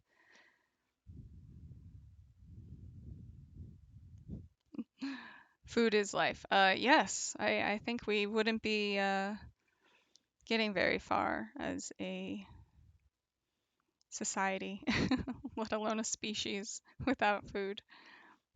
Wasn't it wasn't like cooking meat one of like the first advancements in humankind to like get our brains to develop or something like that? So like food is a huge part of our development. All right. So we are done with the two terrified of developing an allergy to some food that I love randomly. Oh my gosh. Yeah. Oh my God, I feel bad for Root. She said she's allergic to all kinds of things, and that just makes me so sad because so many foods. Like I'm not like allergic to any foods, but I am pretty susceptible to like dairy products and stuff like that. But depending on the product, I will just fight and deal with the pain. Just schedule my enjoyment on a time where I know I don't have to do anything for the next day, and that's worth it to me. It's very bad. Very bad. All right. Yeah, poor Root. Yeah. Cooking had a profound evolutionary effect because it increased food efficiency, which allowed human ancestors to spend less time foraging and chewing and digesting. That's what, yes, I did know the digesting part. And it makes sense, yeah. Where it would be, yeah, spend more time in other aspects. We probably got better houses, better community, developed a smaller, more efficient digestive tract, which fed up energy to, enable larger brain growth. Yes, yeah, exactly. I did think that it did like somehow advance our brain growth or enable, like you said. So my other problem with eventually selling is that I keep all my yarns so far away from my dog, but his hair somehow always finds its way. And this one, I actually am surprised I haven't had to pull anything, but as I work on it, I really have to pay attention because I'll be like, oh, there's something, and I just have to like pull it out as I get it. I'll have to like put a warning on my Etsy shop and just be like, warning, I have a large fluffy dog. I try my best to keep fur out of every single one of my projects, but I cannot guarantee that his hair won't be in something. So like even this guy, I don't know if you can see it right here. Boop, doggy hair. Yeah, you'll receive a little bit of Captain Jean-Luc Picard in every order. Exactly. And you'll like it. I really should be like made with love and fur, dog fur. When we had growing up, we used to have alpacas, and we had Pyrenees as well. And I did not know it until then, but you can actually use their fur, ship it off just like you would alpaca fur, and make it into yarn, um, just like you would alpaca fur. Their undercoat is really nice for making different types of yarn. He was complaining about a little extra stuff for free. Yeah, I don't know. Some people are just kind of like, about that. I just feel like if I put a warning in there, then people will at least know. But yeah, you're true. That's right. And everyone's who I question people who aren't animal lovers. You don't have to have a dog, but to not love animal or at least like an animal, I'm like, what? Why? Who hurt you? Who hurt you? All right, so now we're going to do a second row of brown. And right now we're doing 1, 2, 3, 4, 5, 6, 7, 8. So this is our 9th row. And I understand like some people have had bad experiences with dogs. Um, so I get that trauma can be very hard to get over, especially if it was a very bad situation. But I don't know, like not liking a cat or something. I'm like, cats don't. I have hardly. The only thing I've heard bad about cats is like if you pass away in a house with a cat, they'll eat you. They will not hesitate to eat you.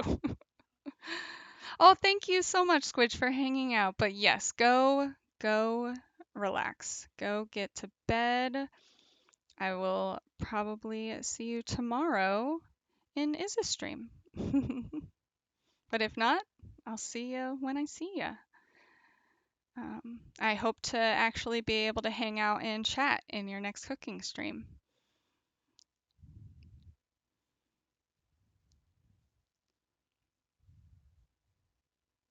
And thank you. Yes, hope you have a wonderful rest of your evening as well. Oh, it's okay. Stretch it out a little bit. That's okay.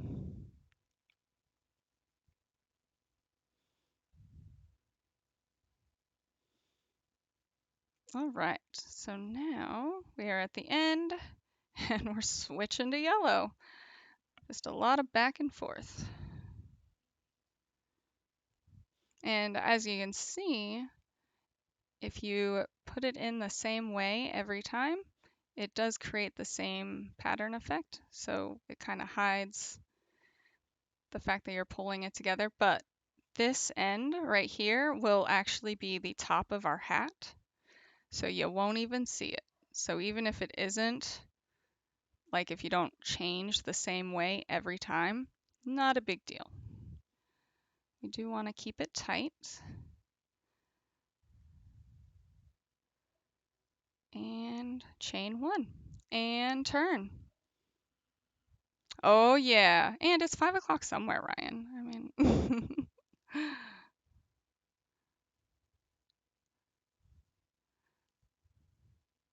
right there. 1. All right, so 18 more. This is row 10.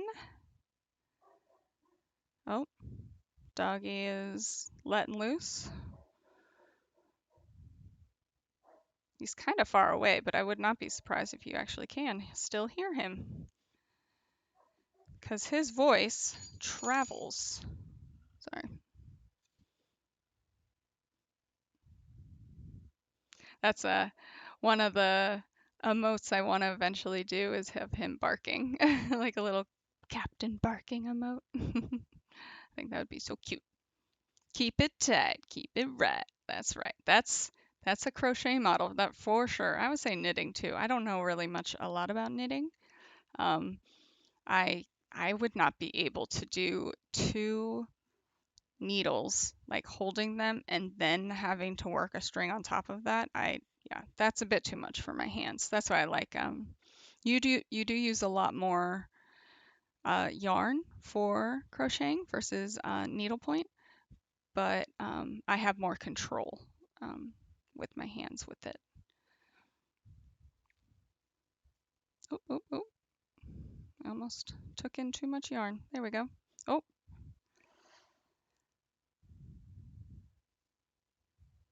but it is. Now I can't get over the fact that it's a banana covered in chocolate. I love it.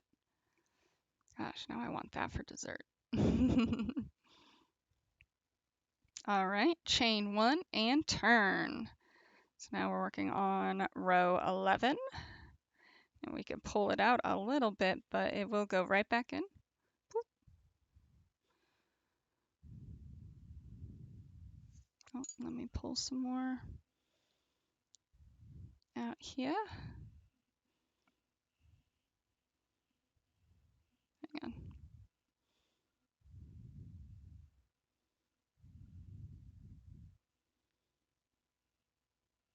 There we go.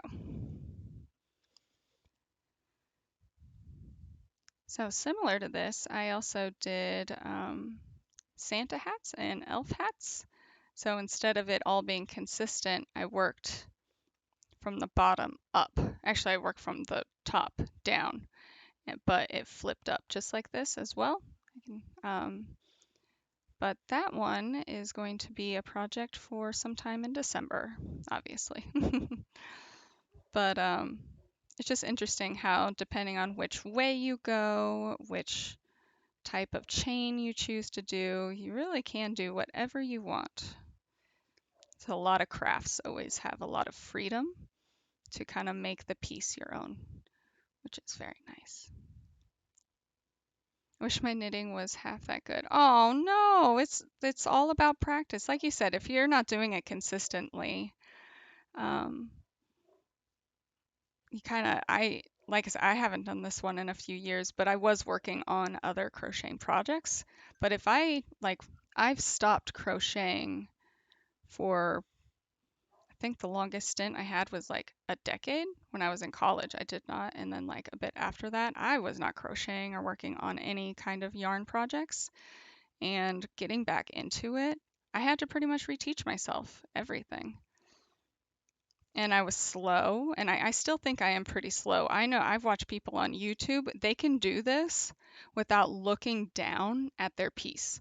Like it's crazy. They'll just be like looking at the camera while like doing this, and I'm like, how are you doing that? You magic. Like it is. They're like magic. It's so impressive. Um, we're all different levels, but we're all creative in our own ways. And I'm by no means like an expert on anything. I forget names of like crocheting or terms all the time, and embroidery and everything. I'm just like, I know how to do it. I just can't remember what things are called. Um, but it's mostly because I just love doing a variety of different things. And I just try and teach myself. Here we go. There we go. Pull it tight and chain one. Boop. And then turn. All right, so 1, 2, 3, 4, 5, 6, 7, 8, 9, 10, 11. We're on 12. So we are halfway there. So this is half of the piece. You can kind of see the width that we're going for. And the nice thing is, even though it's the same pattern, if you have a larger hook size, you can make these a lot bigger. And if you like go even longer, so if you went more than 18 chains, or sorry, 19 chains and then 18 single crochets, you could go even further, make it even longer, make it an actual wearable hat for, anybody. It depends on like how big you want to do it, but even though it's the same pattern, you can change it up and have it any size that you would like. I just like keeping them small. But this could literally be a wearable, like real life, like winter hat if you wanted to make it that big. I don't want to do that. But I know people that do. All right, on here, do some loops. Give me the yarn. Okay. Oh, well, thank you. Thank you. I try and once you get into a groove, I would say it just kind of happens and just get into, yeah, like a groove. That's the way to put it.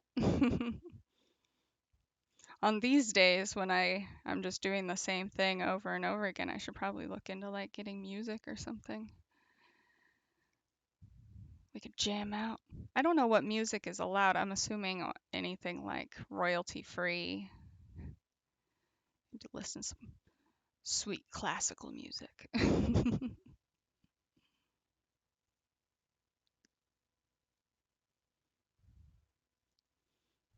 All right. 2 more.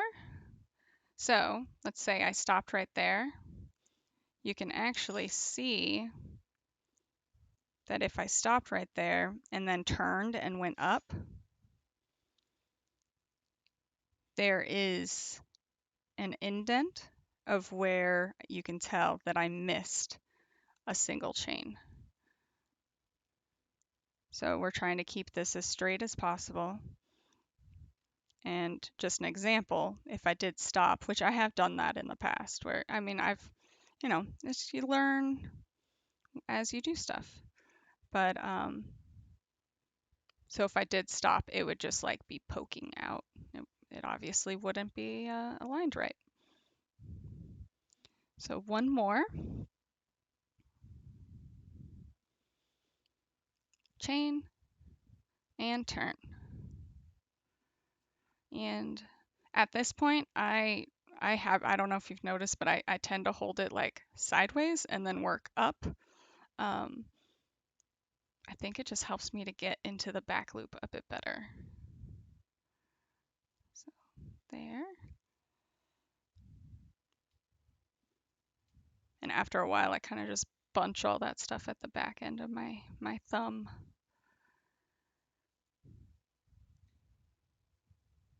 So I'm excited for more witchering though. All day I've been like, oh, I just want to go and play Witcher. Might have a few like extra days here and there to just jump on that aren't scheduled, just to like have some fun. I have a lot of like side quests and those little question marks to do. It's a wonderful thing about Witcher is that they have so much like other stuff that you can do. I kind of just get into the groove where I'm like, oh, I just want to play Witcher every single day.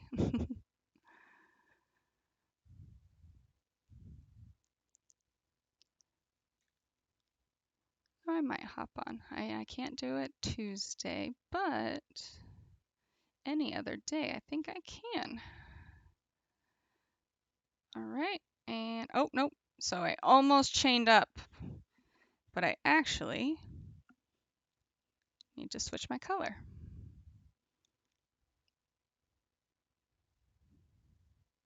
Pull tight. And turn. Chain one and turn. All right, hang on. I got a little bit of a tangle action going on here. Pull my loop out a little bit here and just untangle. All it's doing is just twisting around itself. It's not even really a tangle or a knot. It's just every time you turn, you're spinning the threads around themselves. And so if you just take it out and unspin it, there we go, or just loop things around, just untangling all the threads. Make it easier on yourself as much as possible. Okay, right back on the hoop, on the hook. Ugh. All right. Oh, that one was a little bit big. Sorry. Sorry, I keep pulling away from the camera. I keep wanting to pull it closer to me.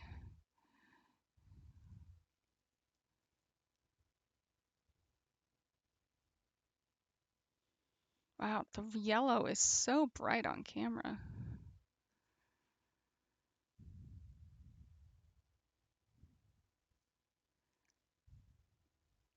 It is crazy how much colors change. All right. And I do have a plan for next week's art project as well. I think a watercolor maybe?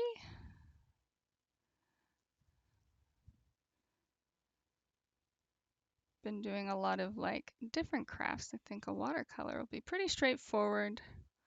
Probably do something, just a simple little water design. I'm not the best at it, but I do love watercolor. Eventually maybe we'll do a charcoal.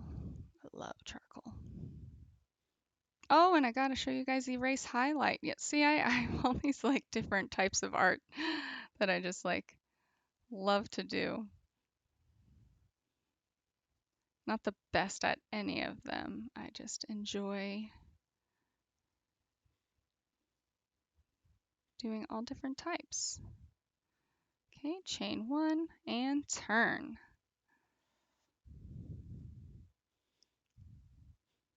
One of these days I should let you guys decide what we do on Sunday. After doing a few different types of crafts for you guys.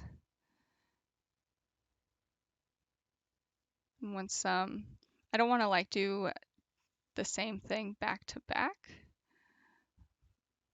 but with so many different varieties of crafting, I don't think that would be an issue at all. Let's see here.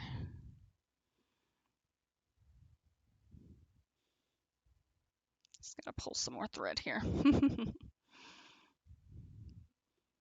Okay.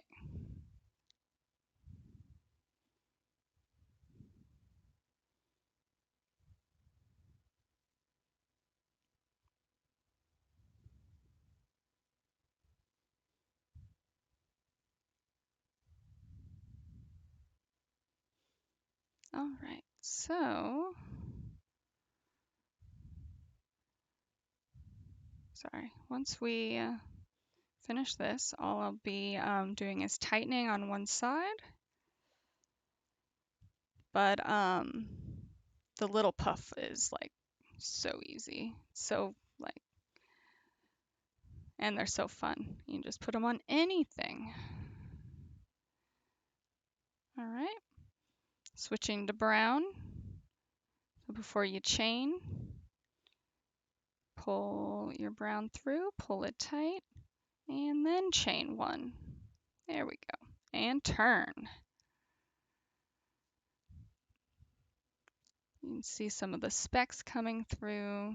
I wish they were a bit more, but I still like it. All these aren't specks. You can actually see the other round of where you connected. That's what that is. It's not as noticeable on this side. This is our outside. All right.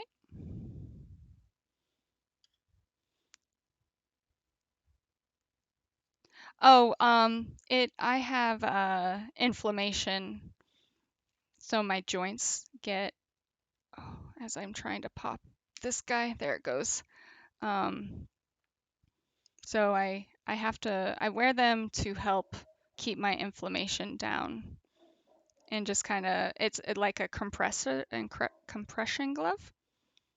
I have like 10 different pairs because each one compresses different parts of my hand. It's really frustrating that I can't find a single pair of gloves that actually does everything. Um, these really help in this area and then this area. Um, a little bit on the knuckle, um, but not obviously nothing on the top part. Then I have a fun wrist brace going on just to help um, keep the compression on my wrist as well. It's just, yeah, I would say it just helps it so that I can, it relieves the pain of in my hands while I'm doing this.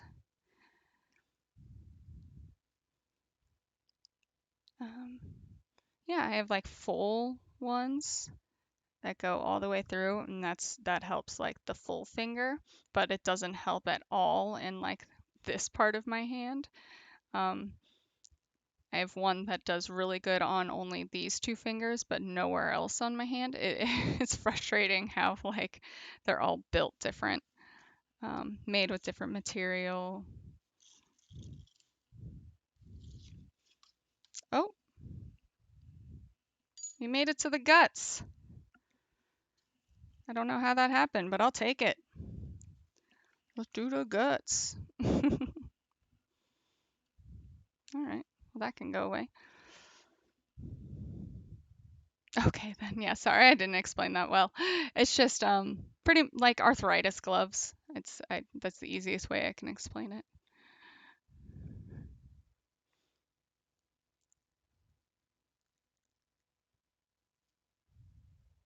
Oh, thanks.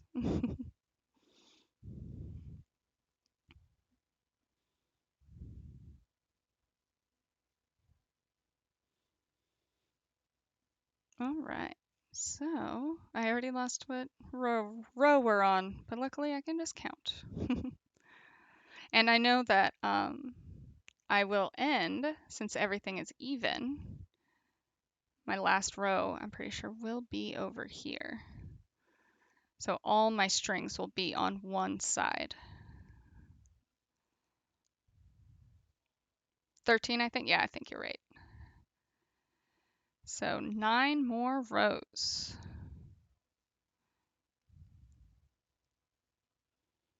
All right, chain 1. 1, 2, 3, 4, 5, 6, 7, 8, 9, 10, 11, 12, 13, 14, 15, 16. Whoa, when did that happen? 1, 2, 3, 4, 5, 6, 7, 8, 9, 10, 11, 12, 13, 14, 15, 16. We're on 17. When did that happen? um, 17. So we're on 17, 18, 19, 20, 21, 22. So 6 more. Sorry, simple math. I have to use my fingers and toes. I thought we were on 13 too. I don't know how that happened. But that's you get into a vibe or a zone and you just get into the flow, the crocheting flow. All right. Oh, I don't know why that's a little tight. There we go.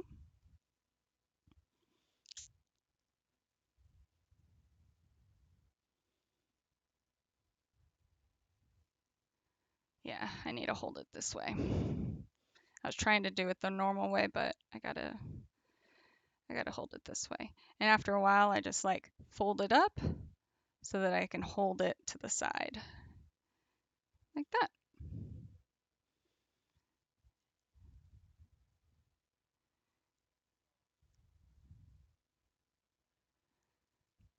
I'll have to remember in future projects that black or darker colors don't show up super well. So I keep looking at the camera and being like, oh wow, you really can't see what's going on. But the yellow is very like bright. You can even see each individual like yarn thread there. All right. And so that was 17. Yarn over, pull through, pull tight, yarn over, chain 1, and turn. All right, so 18. Oh, thank you. I I don't know, but I thank you. Thank you. Oh, big stretch.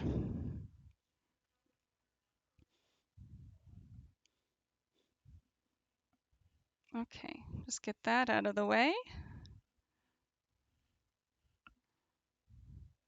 I'm gonna pull some of this.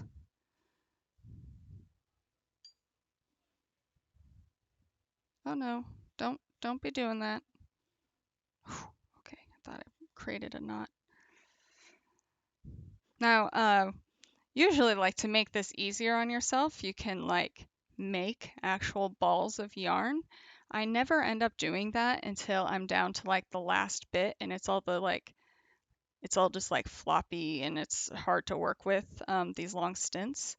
And so I will then go and do a yarn ball about like that big.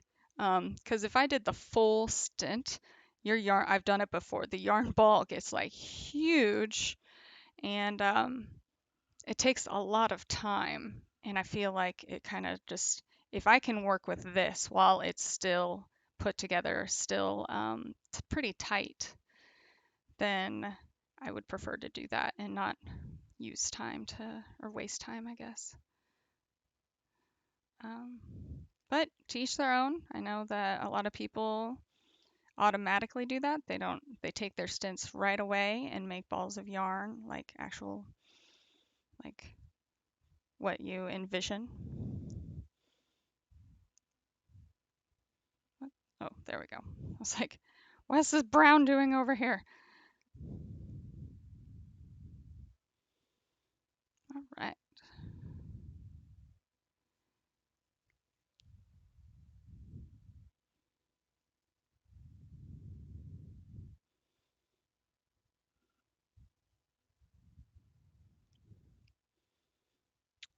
Okay, let's do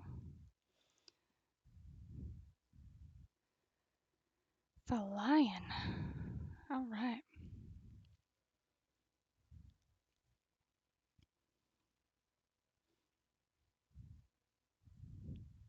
Oh, there we go. Okay. So, sorry, I'm just trying to focus on getting in this back hook.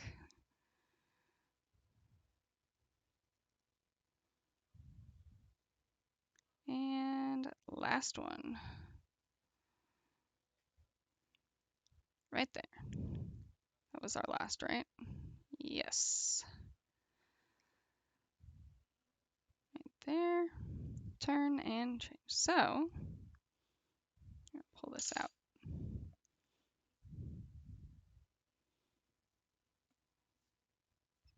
Pretty square. That's what we're going with.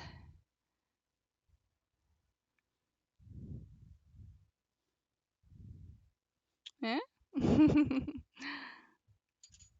It is a bit tight on this side, but that is because I am pulling them tight and my intention is to have this entire side will be compressed and tight. So it is going to be a bit thinner or shorter on this side.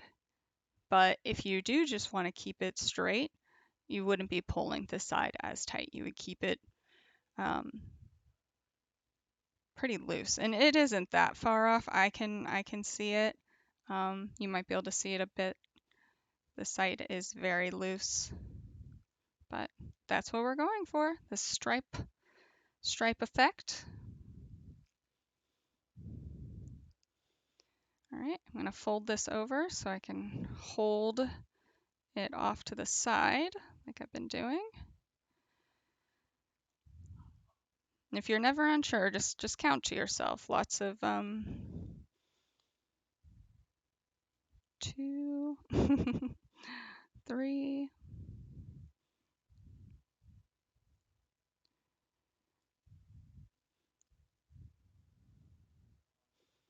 But in February, I hope that I will be able to do, I designed these kind of like candy hearts, but instead of it just being, I was going to do just like little candy hearts, and then you can like sew on the little words and stuff like that on them.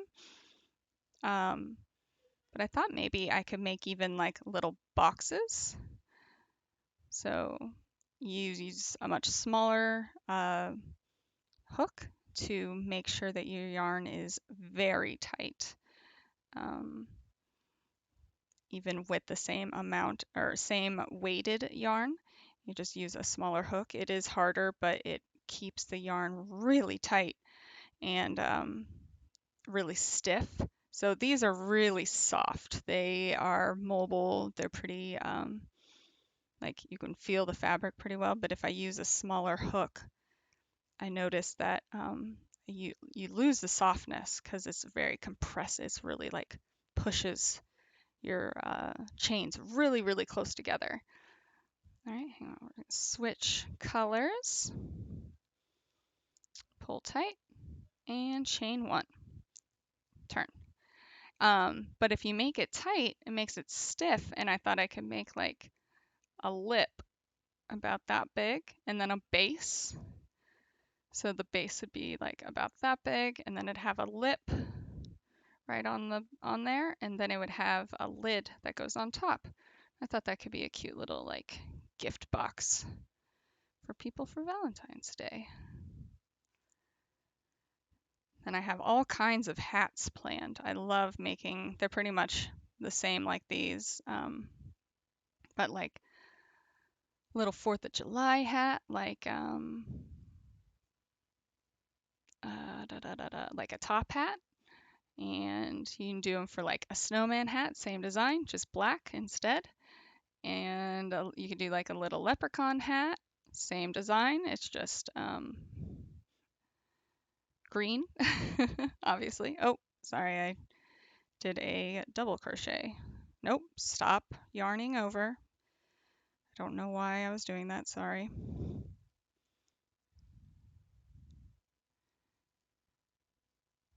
Oh, you know what? Nope, my last row will be, actually, this is probably my last row. Hang on, 1, 2, 3, 4, 5, 6, 7, 8, 9, 10, 11, 12, 13, 14, 15, 16, 17, 18, 19, 20. So 2 more.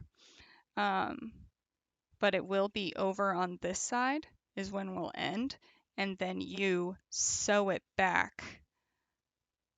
So we'll be sewing it like this back in, but your string is going to pop out on this side. So eventually all your strings will come out on one side. That's it. I had to remember this pattern. It's been so long. But it's all coming back to me. All coming back to me now.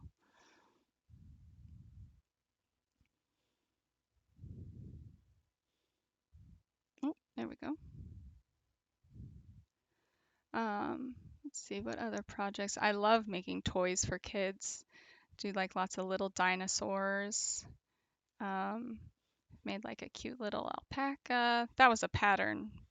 But I actually, even though I got the pattern and I followed it for the most part, I did do a few adjustments just so it is different than the original pattern. I just wanted to do it a little different way. So you can, that's a nice also way to learn is to get one of those like pre-packaged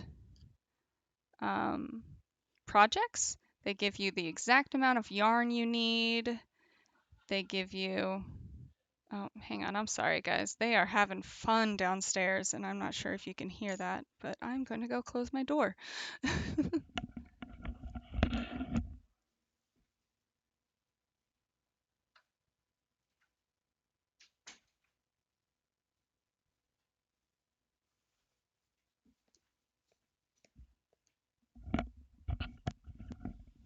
Oh, sorry about that. It's the family having fun downstairs and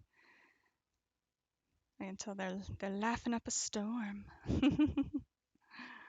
All right.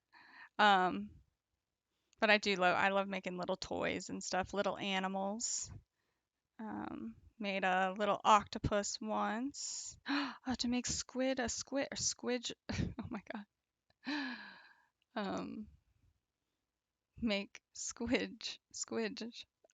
squid. Wow, words. Tongue-tied myself. But I've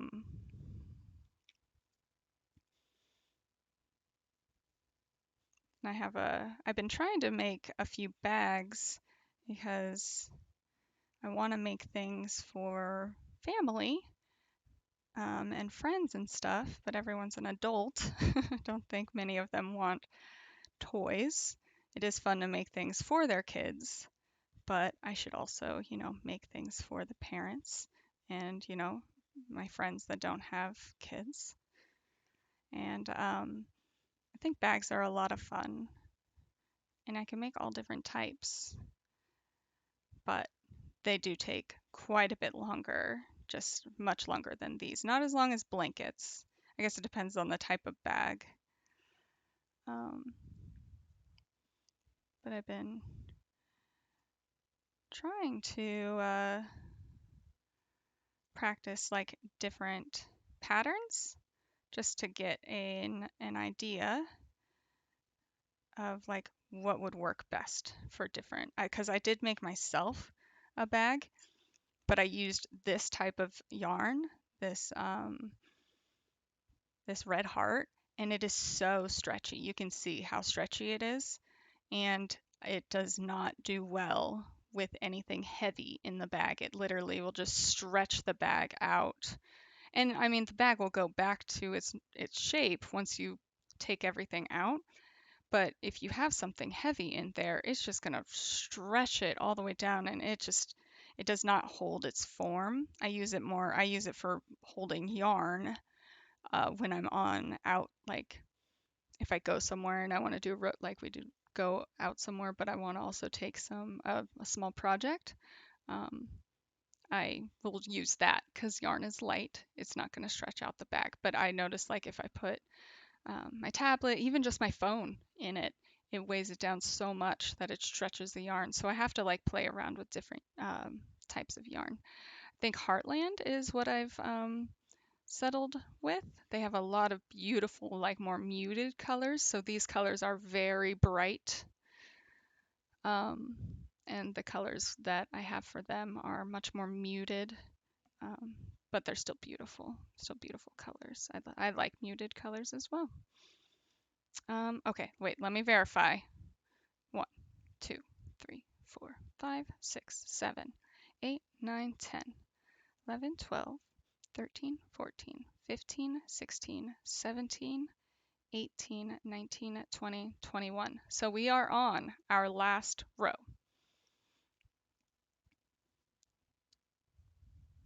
Woohoo! So switch colors, pull tight, chain 1, and turn.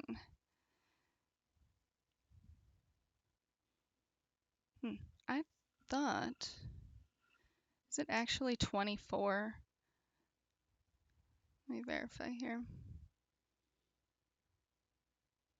Oh, row 22, repeat, and then stitch together from both ends. Yeah, so 22. So we'll be going around like that.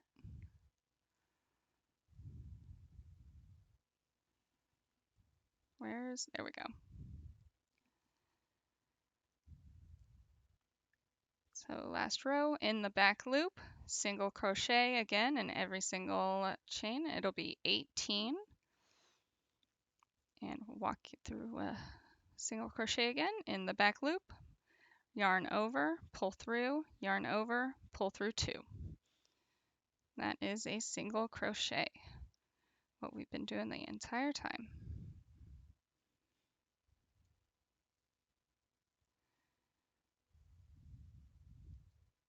On one of these streams, I definitely got to do a little dinosaur.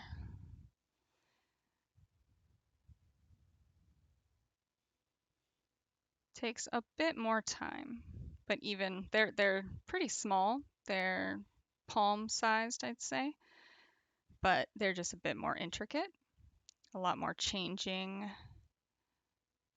It is a single crochet, I believe, all the way around. Like no matter what you're doing, you're just changing up, and you like skip chains. Like it's an ever-changing pattern versus this being a repeat pattern. And then another one I'll have to do like something where I do a lot of like doubles, half doubles, that kind of a thing. Maybe one of the bags I can do, like I wanted to try and do some granny square bags, and those require a lot of variety of different types of chains, so we can do that. But that is our last, yeah, I think, yeah, that's it. Okay, so we're just going to, you don't do a chain, you just pull, or actually, yeah, I will do a slip stitch, or a chain, I guess. Yeah. Yeah, we're doing it. If I don't want it, I can just undo it. Pull about, let's say, halfway your arm. You don't need the full length like what we did with the brown, because we're just going right along here and then around the loop. So you don't need as much. Use these little scissors.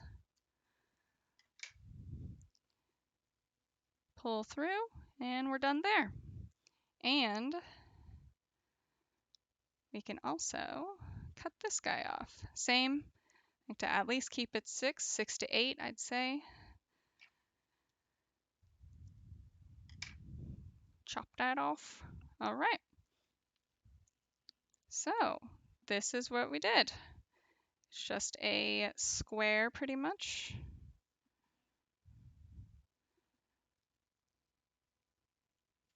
And what we're now going to take is our yarn needle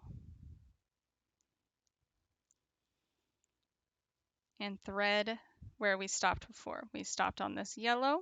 We're just going to be moving all of the threads to this side, because this is the bottom of the hat. So let me undo that. All we're doing is we're connecting it to make it into a solid tube until we pull tight, and then we will seal this side.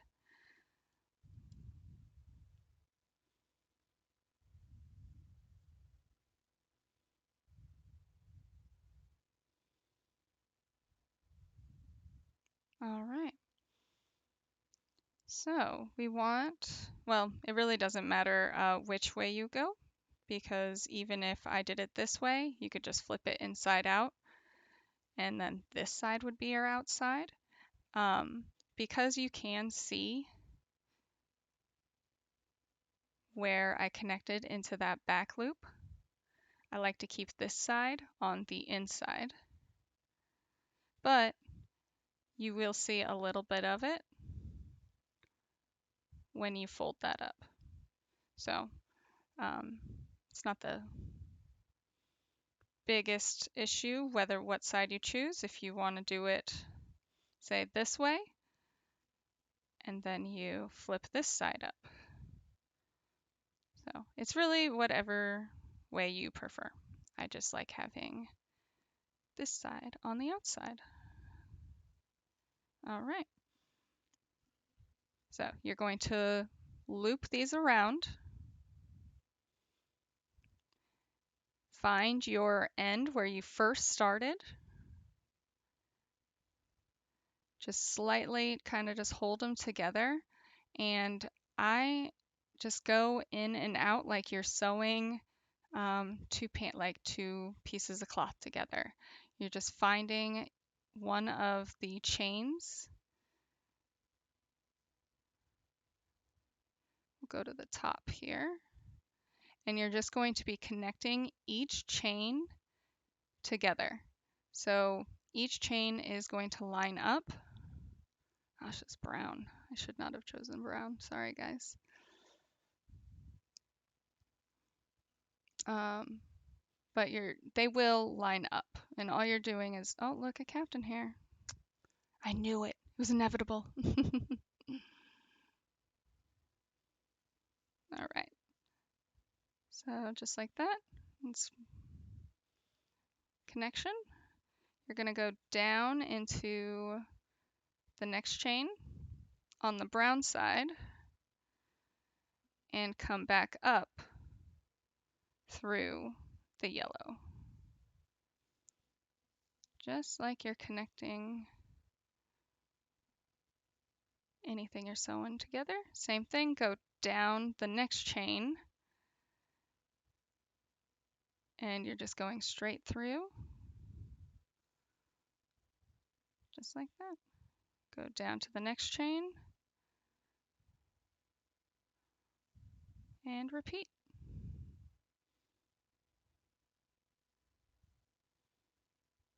Right? Yeah. You just want to keep it as even as possible so you don't have like one side longer than the other. You're just trying to match up your ends.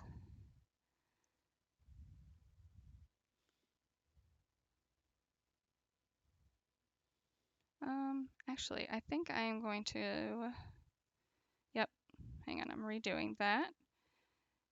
And I'm going to show you a different way because I went into the front loop instead of the back loop like I should have done. So because we stayed in the back loops of everything, what we're going to do is try and push this loop on the outside up, which means we need to go down into the other chain. Sorry about that, guys. All right, so we're just forcing this top part, this side, to pop up. So to do that, we have to go down into this guy.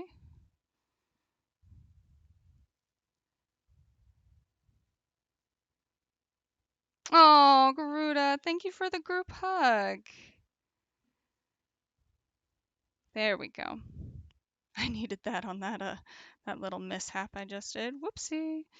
And then you're just coming right back up into the brown, just like you did before. We're just going to now be going down into these chains and then up into the next. There we go. If I pull it tight enough.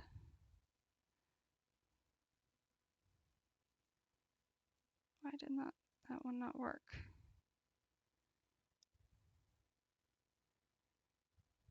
Hang on, let me do a few more and make sure that this is correct.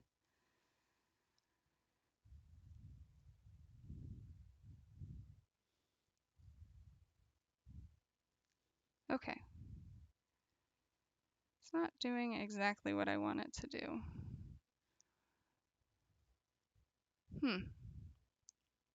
How did I do this before? Because here you can see it's actually pretty hard. Oh, there we go. Okay, so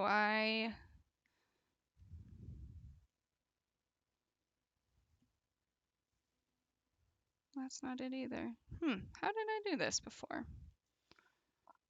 Should have done a practice run, huh?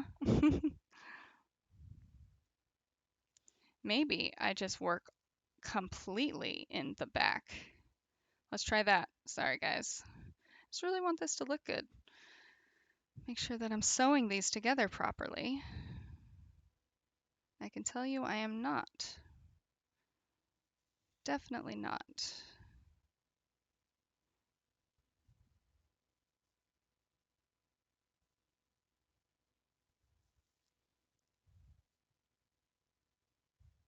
Okay. One more try, and we're just gonna go with it. Whatever happens, happens.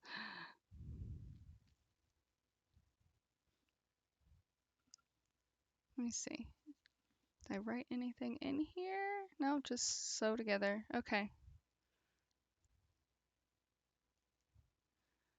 One second. Just want to make sure my pattern was right.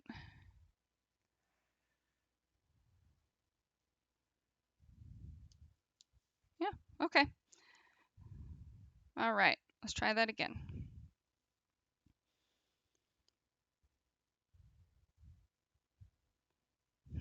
So I think I'm going to go through this top part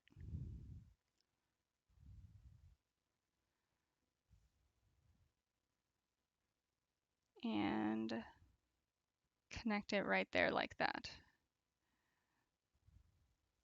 Wish me luck.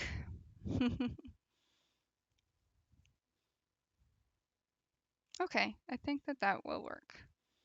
So what I'm doing is I'm going through the chain that we first started the whole entire project with, then going through both chains, like both loops.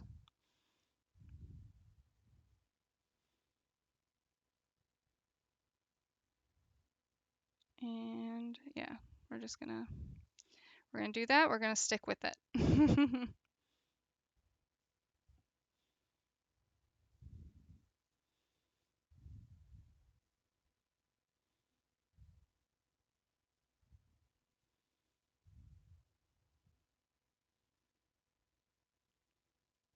I don't know why I can't remember how I sewed this together before.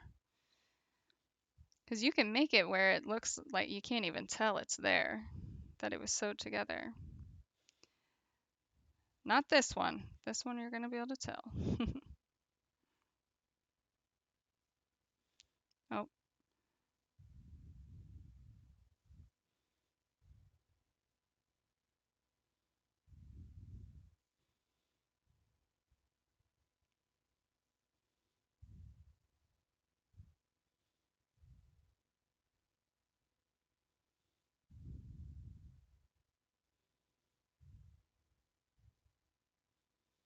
let's see here.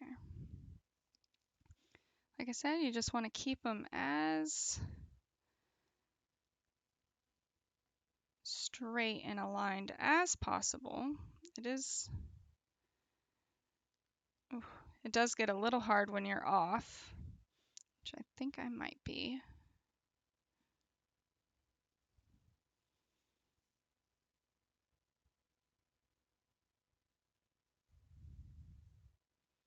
It's a bit better.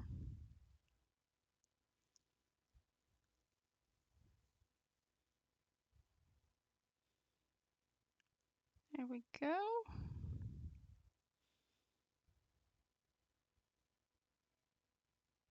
It's going to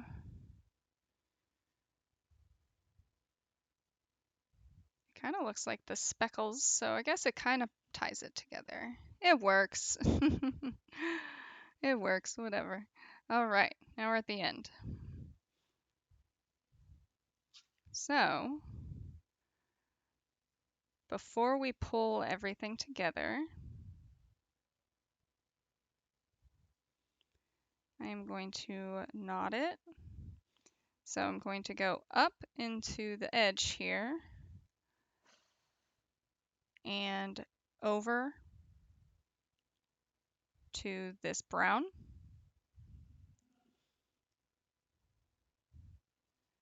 Oops.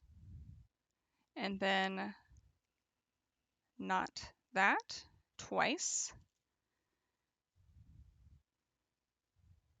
just to secure it.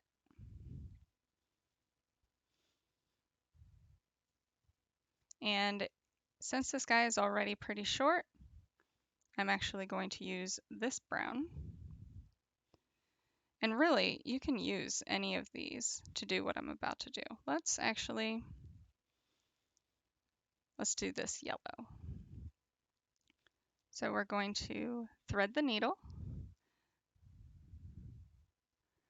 Oh, so here, wait, let me show you guys. So what we did is now it's a tube. You can see through it. Hello.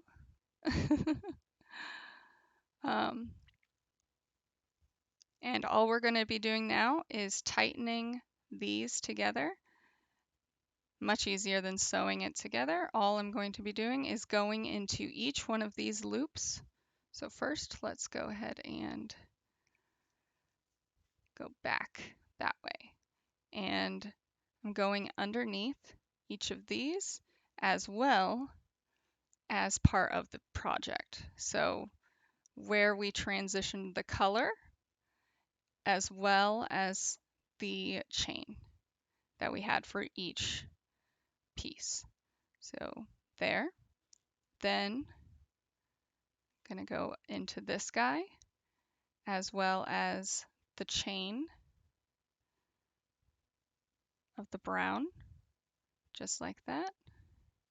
Again, coming on this side, we're grabbing this as well as the chain. And we're just repeating that all the way around. And as you can see, I'm not going to pull it tight yet. I'll do 2 more and then pull it tight, and that'll be half of the piece.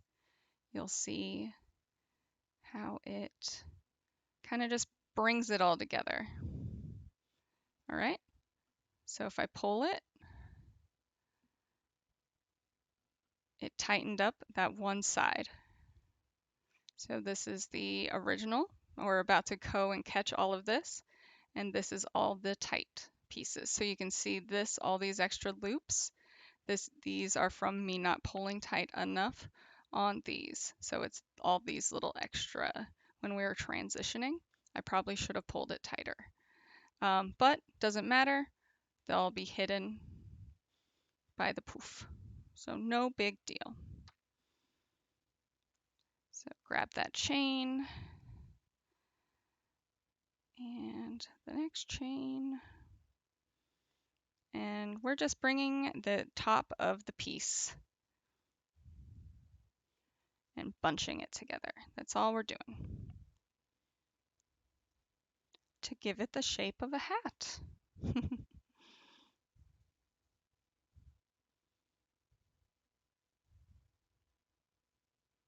Oh, couldn't find that chain. Where'd it go? There we go. All right, now we're back at where we started. I'm going back into one of the chains, and we're meeting that yellow. So pull tight, all the way closed. So now it's completely closed. And then I like to knot it, so we'll do 2.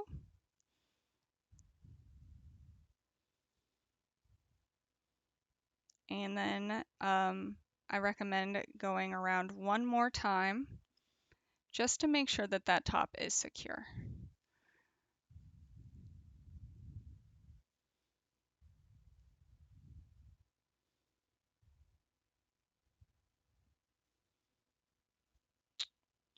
So rethread needle.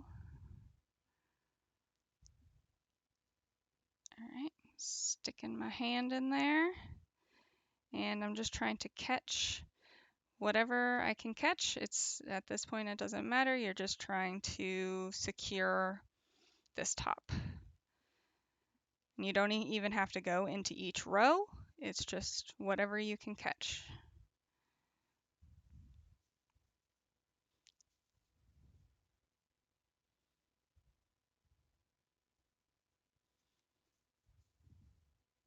So right there.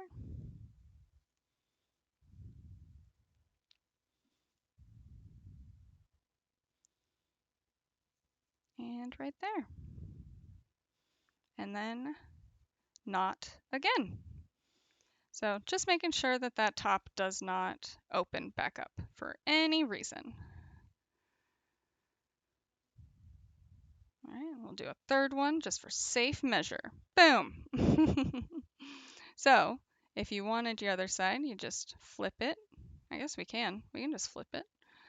So we flipped it, or you can leave it on this side how I intended, and then what you would do is you just string all of these down into the inside so that they're on the inside of the hat. Um, and then like we were talking about before, you just flip up this bottom part like that, and that is your hat base. So the only thing we're missing out on at this point is the little loop, which we will do right now. And then I'll take a little break and do the little puff because I have to go grab that anyways. So before we do anything, I'm going to flip it back, trim these guys because obviously you don't want to see them. Here, I can show you guys. So all of these hats have little innards. You can see they're pretty short. There we go.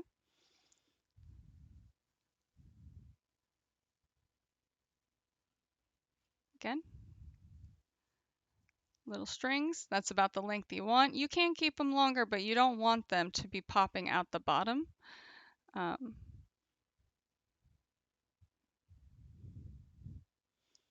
that. So yeah, I keep them pretty short. And any extra yarn that I have, I like to use, I always keep for stuffing. So obviously these are all very long.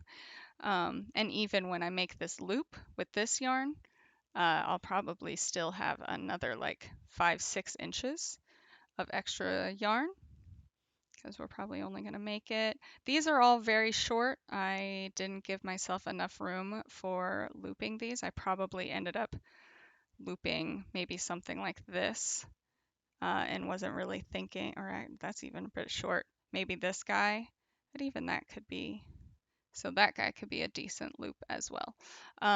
But extra yarn ends are great for stuffing projects. These projects don't require stuffing.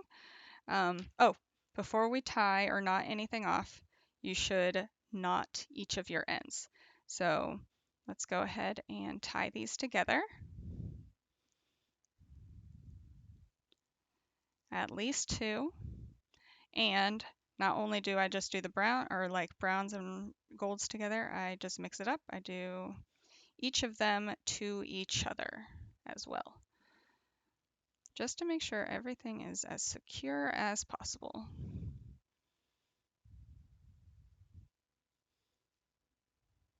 Oh, let's do this guy and this guy.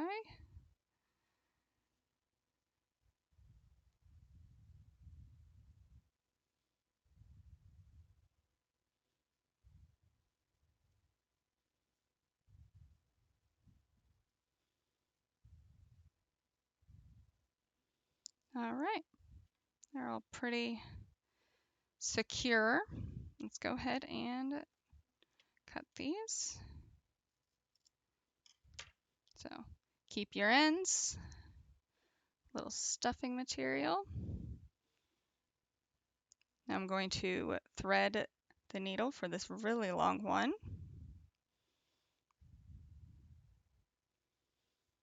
And then go up through the top of the hat. So you're going right back into that center.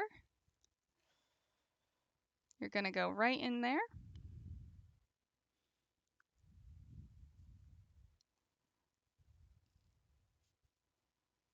All the way through. You're just pulling it all the way through. So I'll show you.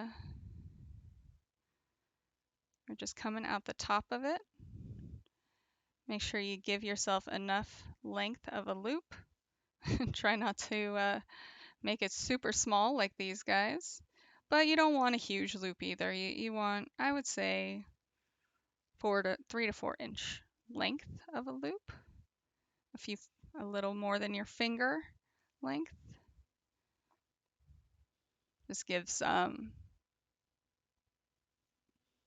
a bit more space. You're gonna go right back down back in there.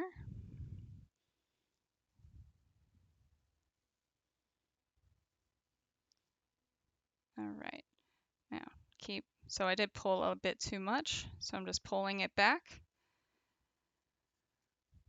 Now, what you're gonna do is I go around the circle like you were doing with tightening it, just to make sure that this does not move. So move these guys out of the way, and you're just going to go around a few times, not only to continue securing the top of the hat, but to secure your loop.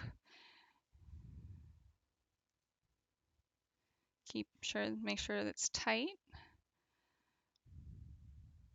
Oh, can't get in there. You don't have to force anything. Oh, I'm trying to force it in. Oh, and I probably shouldn't have cut off my strings quite yet, because you have to tie a knot onto one, but we can work with what we got.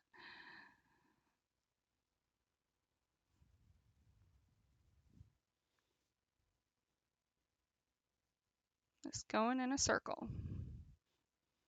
Okay. So after going around, at least I would say 1.5 times, to get to one of these loops, and all you're going to do is knot again. So just to secure this this string. There we go. And I'm going to do it with the brown one as well as the gold, just to make sure it's extra secure. This would take me weeks. Oh no, the first one took me a while to figure out like it, but it's just practice. And there you go. Boom. So we're just going to cut this to the same length as those guys, or right abouts. And there's your little, so it's secure, it's not going anywhere. That's what you want. You don't want this opening up. So pulling on that, that's not reopening by any means. You just want to make sure everything's secure, and give that nice little lip right there. Cute little edge to the hat. There's our little hat edge. Here, I can take my gloves off so you can actually see the colors. Oh, wow. And actually, for what I'm going to do, I will want these off anyways. Ow. Okay. Oh, okay. So that's the inside of the hat. The outside. There's our little banana and chocolate covered banana hat. It was very cute. They're just a fun little gift, and you just hang them wherever you want. And like I said, this string is not necessary. You saw that was the very last step. Definitely not necessary if you just want to make a little hat for a doll, for like a teddy, or like a stuffed animal. Even like if you want to make them for an infant, you just measure the child's head, make sure that the radius is nice and big. It's nice, warm, just how you do any kind of hat. It's just the size that you want. I just like to keep them small. So, cocoa banana, exactly. You've done this in a short couple hours, and I had to explain it too. These guys I can definitely do in an hour. Just like, you know, listening to something and you're just like punching it out. So, but thank you. Yes. All we have to do now is this top, which I will go ahead and bring the Santa and elf hats that I did, and I can show you that it doesn't need to be this small, fine yarn. You can use the same yarn that we used here. It just creates a different look. So I will go grab that. Give me a quick second. I'm going to drink some water as well, but also play an ad. So thank you very much for being patient with me with that. All right, here we go.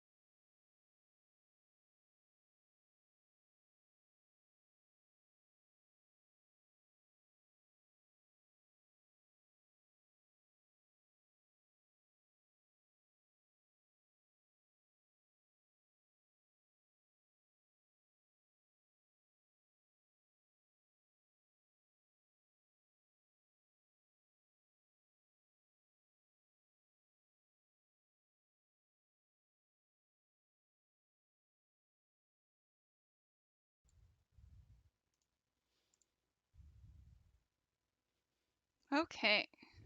Hello, hello. All right. So, these are the little Santa hats that I made for Christmas this year for family. And you can tell that the yarn is just a different weight of yarn. So all of these are similar to this. It's all medium weight yarn. It creates a bigger puff ball, where this is a more smaller condensed, I'd guess, puff ball. Um, and you can make them, and all I have for this color is white, where this is this. I can make in any color that I have here. So I wanted to make sure that it matched the rim. So I got a little cute little elf hat and a little Santa hat. That's what I did this past year, but I think I'm going to actually, oh, and this is the yarn that I used for these little guys. So here I can do a side by side of yarn. So you can tell that it's easily twice the size of this thread. And this thread I got from my grandmother, so it was just, this is like all I have. And I could probably find something very similar, but it didn't have a label or anything, so I don't know anything really about it. But like I said, I used what I got. So I think it'll be fun to maybe we could do what do you think? A yellow top, like a yellow. So since the thread, this hanging is brown, I can do yellow on the very top of this, a yellow puff. So it'll look exactly like this. All right. I can move all of these. I have all these little hats everywhere now. Okay, so these guys are very easy.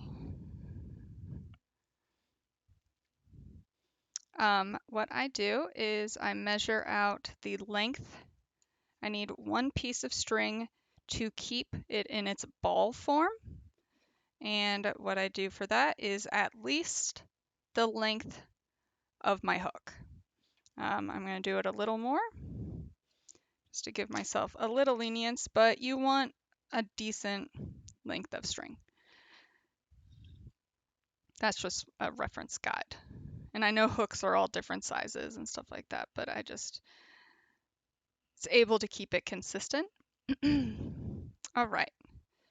So this I use, I am going to use my mouth. I do pull it with my mouth. So I will tell you, or I won't be able to say anything when I do that, but I'm going to walk you through the rest of this. So you're going to lay it on your fingers and you're just going to wrap it around your fingers 10 times. So 1, you're going all the way around once. 1, 2, 3, 4, 5, 6, 7, 8, 9, 10. Okay, so I have yarn just wrapped around my finger. You're going to hold it tight and snip at the bottom. All right, keeping it on your fingers pretty tight. Like I have, like you can feel, it's pretty tight on your finger. I use my hook, stick it in between my fingers, still holding onto that bottom thread. It's in between. I take this, loop it around the hook, and then I use my mouth to pull the end of the hook through. So give me a sec. This is when you need an extra pair of hands.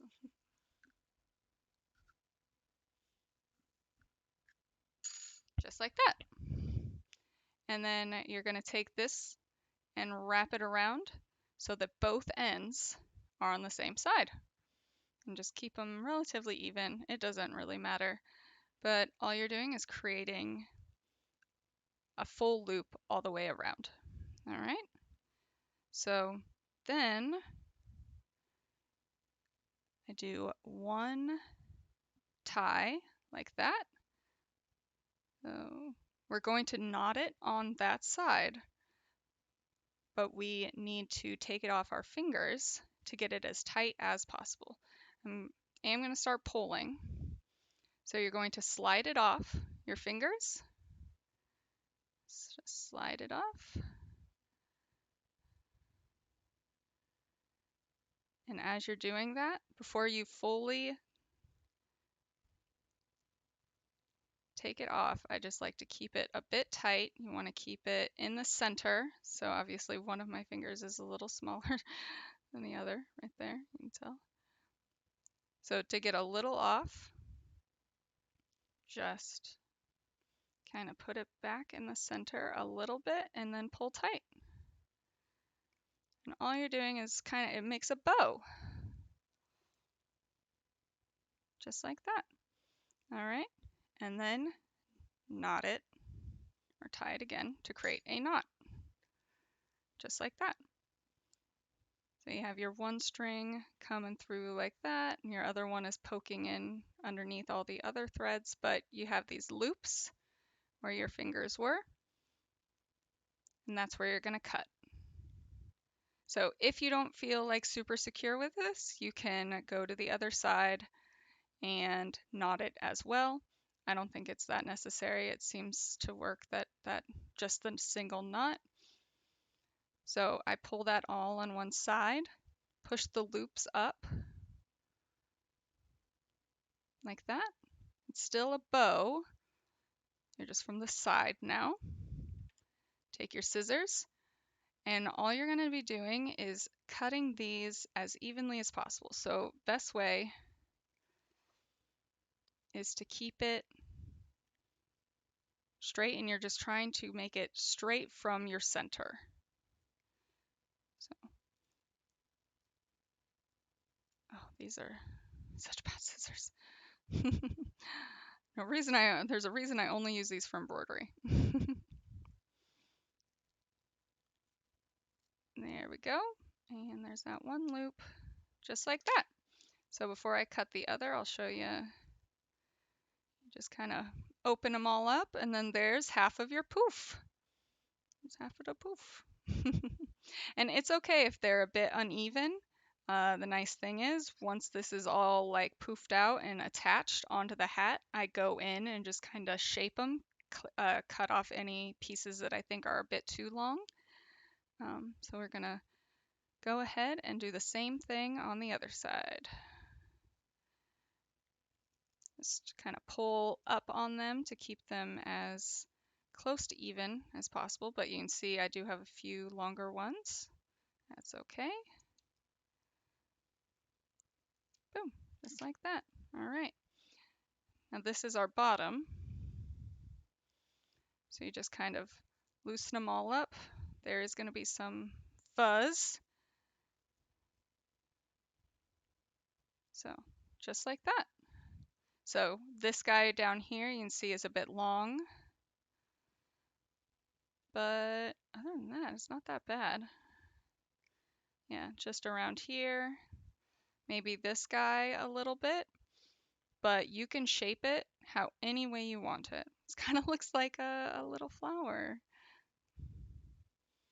It's so pretty.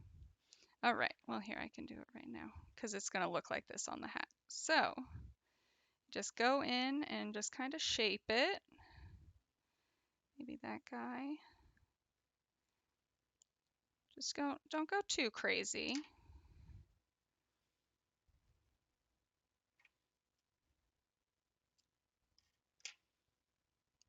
All right. Got some fuzzies. The only part of yarn I throw away are all these little itty bits. And There he is, an adorable little puffball to sit right on the top of the hat. Just like that. All right, so last part, take the yarn needle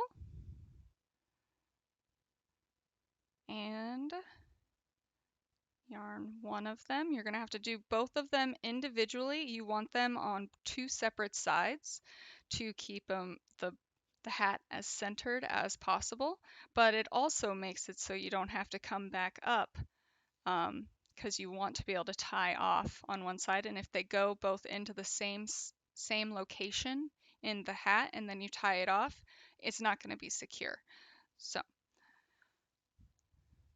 let's just go ahead and do that.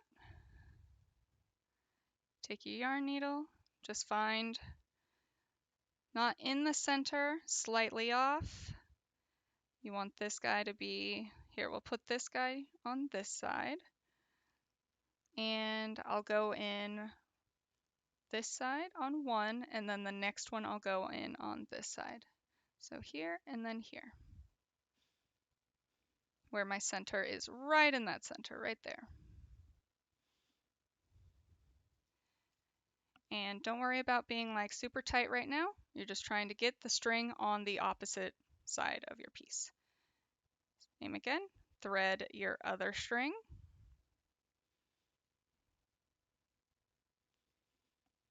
Kind of move it out of the way. Make sure you're not going in on the same side. So I can pull it out a little bit. So this is where my one went in. So I'm going to go on the opposite side over here, all the way through, come out on this side, and pull. So now at this point, they are both secure. If you're happy with your placement, that's pretty good.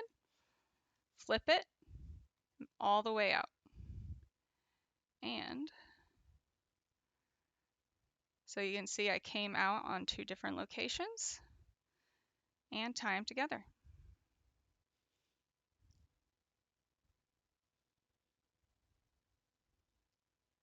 And I'll do 3, just for good measure. And if you do want to, you can tie them with all these other pieces. I guess we can do a little extra securing. At least 2. Just like that. And then do it with the other brown one.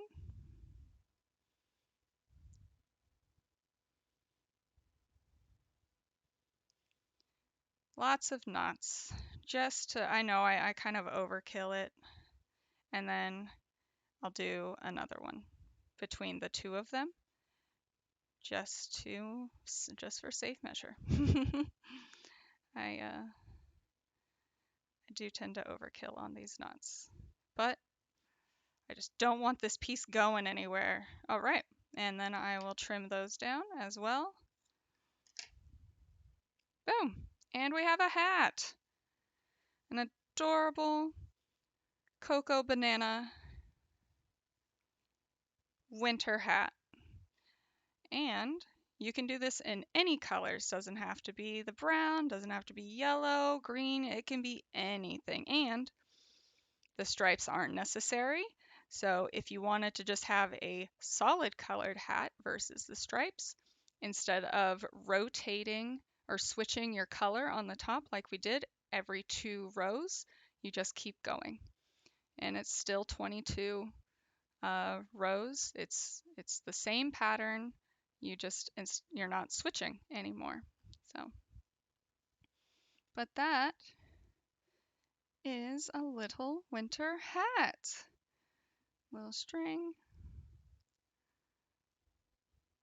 and a little yellow puff. But that's it, guys. I hope you enjoyed it. It was a little rough there. I did not realize the brown would be so hard to see um, on camera. So next time I'll make sure to just do light colors like this. I do have a few, like I was saying, I have some Heartland that is dulled down. It's not super bright, but they're also not dark. I'd imagine this dark blue, even though it's bright, it would still be pretty hard to see. Not as bad as this brown, but I imagine it's still pretty difficult to see each of the chains. I just got to play around with what colors the actual camera picks up. So this is all our remnants. This is all we had left from this piece. And like I said, I always recommend you just keep all of your little bits, and some you'll probably see these again if we ever do a little uh, stuffed piece. I've been mostly focusing on hats at the moment, but um, there are some pieces that do require stuffing that I work on. So there's the top of the puff. You got the string for hanging, and again, string is not required by any means. It's just to hang the piece, and then the hat. So the full hat, and then you fold it up to create the lip. But that's it, all done. A cute little cocoa banana. But thank you again, guys, for hanging out. I really appreciate it. I know these Sunday ones are kind of just whatever happens. So I'm trying to create a schedule. Like I said, I think here I can verify right here. Oh, and here I can show you guys. For those of you who came in after or while we were working on crocheting, we did add the 4 dots of death. We have 4 death knots, and then I did this little winter hat in blue and green, which is pretty hard to see the green. The green does not like to be captured on camera. And then it has a little like silver gray top. So that's what we did with that, just to add to the embroidery journal. That's what we have so far. We'll be finishing out this the rest of the month. I have 3 scheduled streams, Wednesday, Thursday, and then next Saturday will be the last of January. So we'll fill that out with the rest of the desks that we acquire through Wednesday and Thursday, and then 3 more little icon pieces to fill out the month. So that's what we have planned for this. It's exciting to see it grow. It's so fun. But let's see here. Yes, I think we're doing watercolor next Sunday. So I'll do maybe like a little winter scene or do some snow or something. 'Cause even though it's such a warm winter, it's supposed to be a snowy time of year. Supposed to be. But all right, that's it. Let's just want to say thank you guys again. Thank you, Anna Marie, for following. Really appreciate it. I hope you enjoyed the stream. Love to hear any crafts that you're working on. I know you're new to the community, so just so you know, Wednesdays and Thursdays I'll be playing Witcher 3. Just as like for gameplay, I'll be counting my deaths, but I'm playing on Death March, and I am spinning a wheel to make the main story and important side quest missions, the relationships, that kind of thing. So any of those questions will be done with a wheel of fate. But so I hope to see you there. But thank you guys again. I hope you have a wonderful rest of your Sunday. I think, oh, Scotty's on.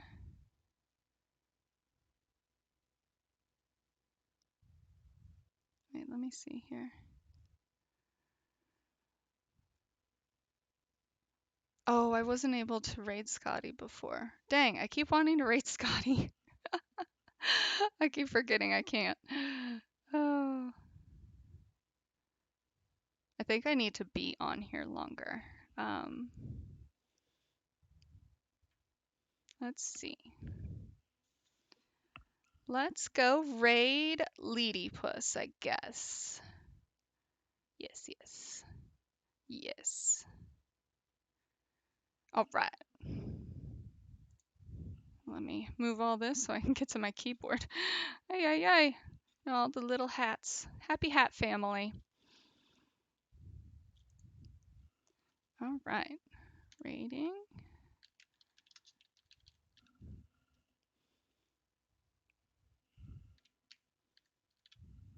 All right. Let's see. It has been created. Woohoo! All right. Thank you guys. I hope that you can join us over, hang out with Ladypuss. He is doing some Crash Team Racing. I don't know what that is. Last time I was watching him, I think he was doing Lara Croft stuff, so I guess I thought that's what he was doing. But nope, he's doing some race car stuff, which is still fun. Any games are fun, right? So thank you guys so much. I really appreciate you guys hanging out with me. I hope you enjoyed the crafting stream. Again, every Sunday. Next Sunday we'll do watercolor. But before that, we'll be continuing on with Witcher 3 on Wednesday. So thank you guys and have a great rest of your weekend.